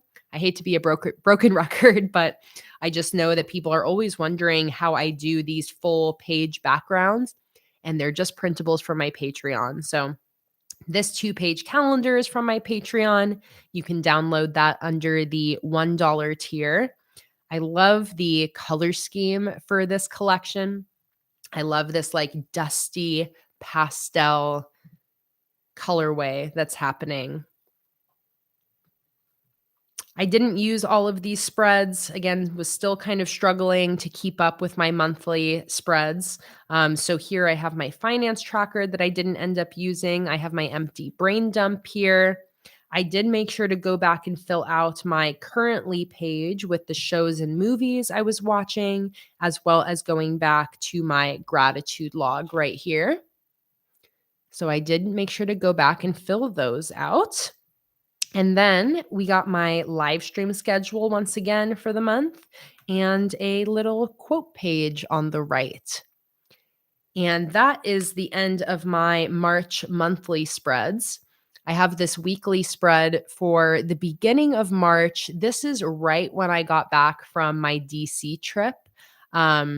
Yes, Beck, this is the whale journal. You missed the swap, but I did make sure to send the link to your shop and point out that this gorgeous journal is from your shop. And this is what got me started on your journals. I'm probably going to be using your journals for a while now. I just love them. Okay, so like I was saying, this is the first week back from DC. I was not using my journal when I got back. So here we have an empty, beautiful weekly spread.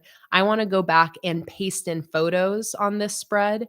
I've recently decided that anytime I have a spread like this that doesn't get used, I'm just going to go back and use it as a memory keeping spread.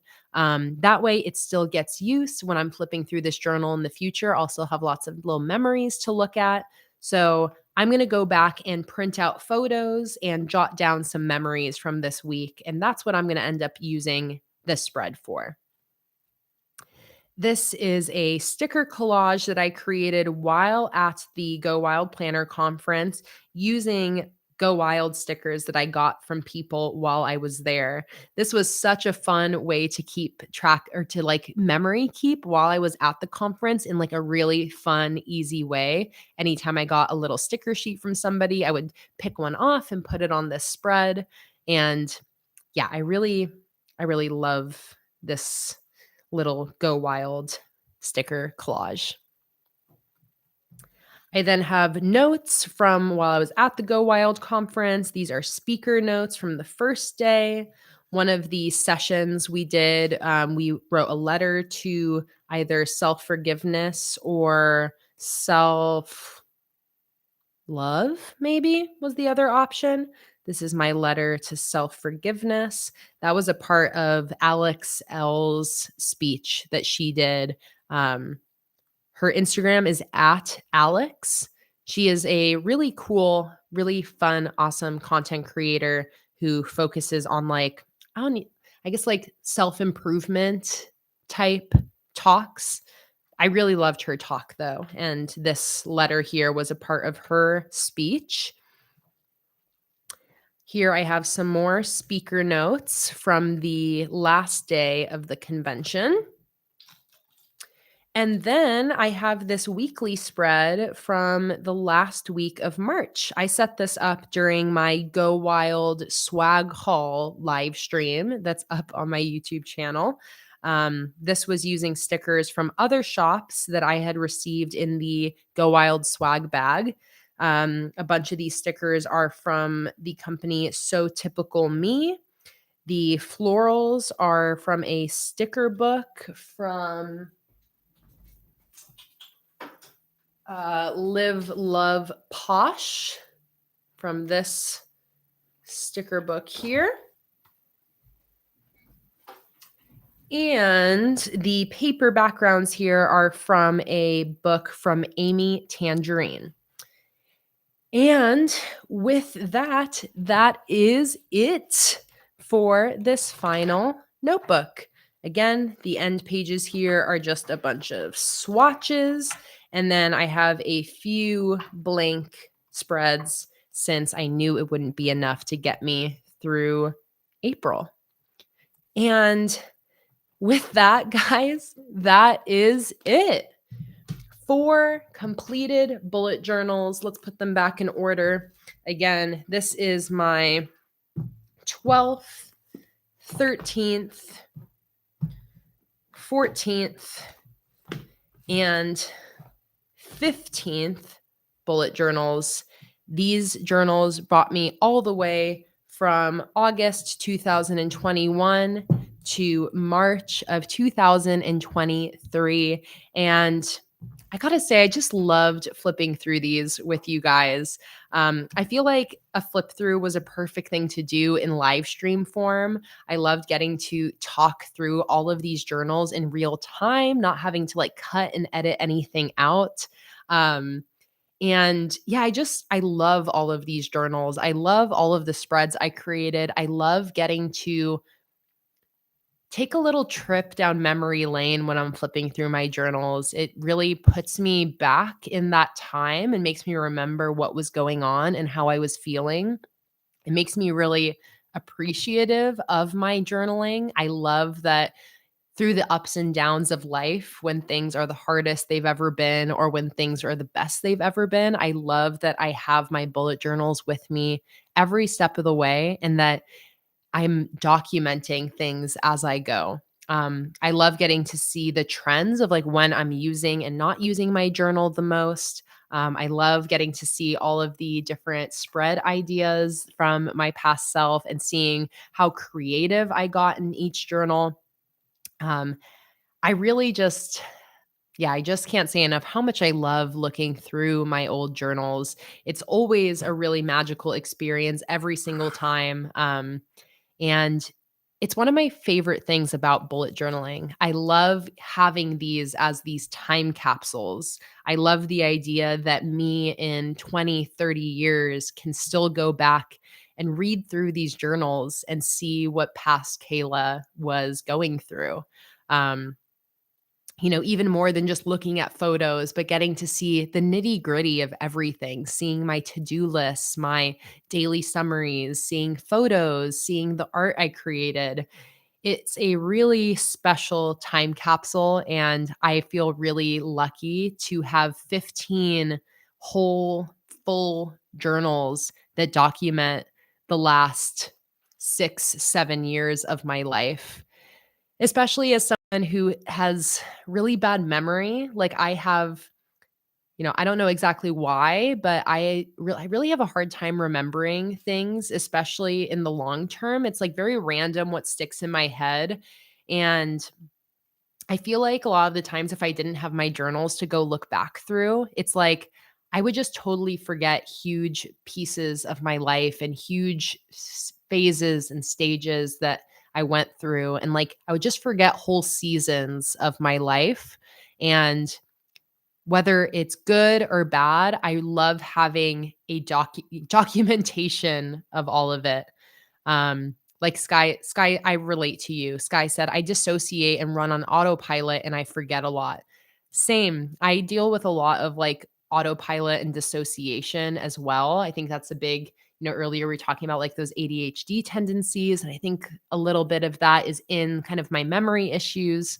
But yeah, I love having my journals. I love getting to look back through them and I love getting to do it with you guys. There's a lot like my journals are very personal to me. Obviously, not everybody is comfortable flipping through all their journals with an audience, but I love getting to dig into these with you guys, getting to really talk out the whole process of years of journaling. I think it's a very unique aspect that you don't really get from the typical bullet journaling content of setting up the spreads.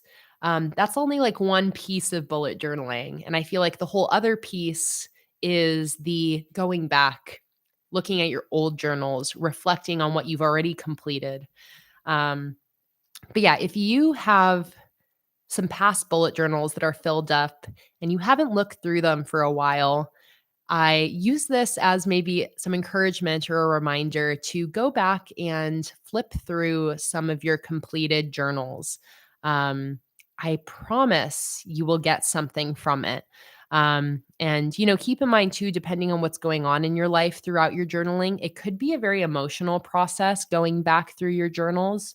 Um, Something that if you haven't done it before, you might not even be mentally prepared for. So keep that in mind, go in being like gentle and patient with yourself, but it's I think a really beneficial thing to do every once in a while. And I know that I really appreciate when I go back through my journals. Okay, guys. So that is going to be it for today. Thank you all so much for joining me for this massive flip through video, where I flipped through 4 completed journals spanning from August 2021 through March 2023, nearly 2 years of my life documented and recorded in my bullet journals. I hope you guys enjoyed flipping through these with me. I know I really enjoyed hanging out with you guys. And I'm trying to think if there's anything else I want to announce. Actually, I will. I do have a public May Plan With Me live stream happening later this month. And let me just let you, oh, here the cat feeder went off. Let me let you guys know when that is really quick. So on April 23rd, it's Sunday at 2 p.m. Pacific Daylight Time, I will be live streaming my May bullet journal setup. So I hope to see a lot of you guys there. Again, it's Sunday, April 23rd at 2 p.m. Pacific Daylight Time. That's going to be my next public live stream. If you want more live streams, you can also join Patreon. I live stream 7 times a month over there, and you'll gain access to all of the printables that I showed you throughout these journals as well. And that is going to be it for today, guys. This was such a wonderful live stream. Thank you guys so much again for joining me. I hope you have a wonderful rest of your day. Have a wonderful weekend coming up, and I'll see you all next time. Bye, everybody.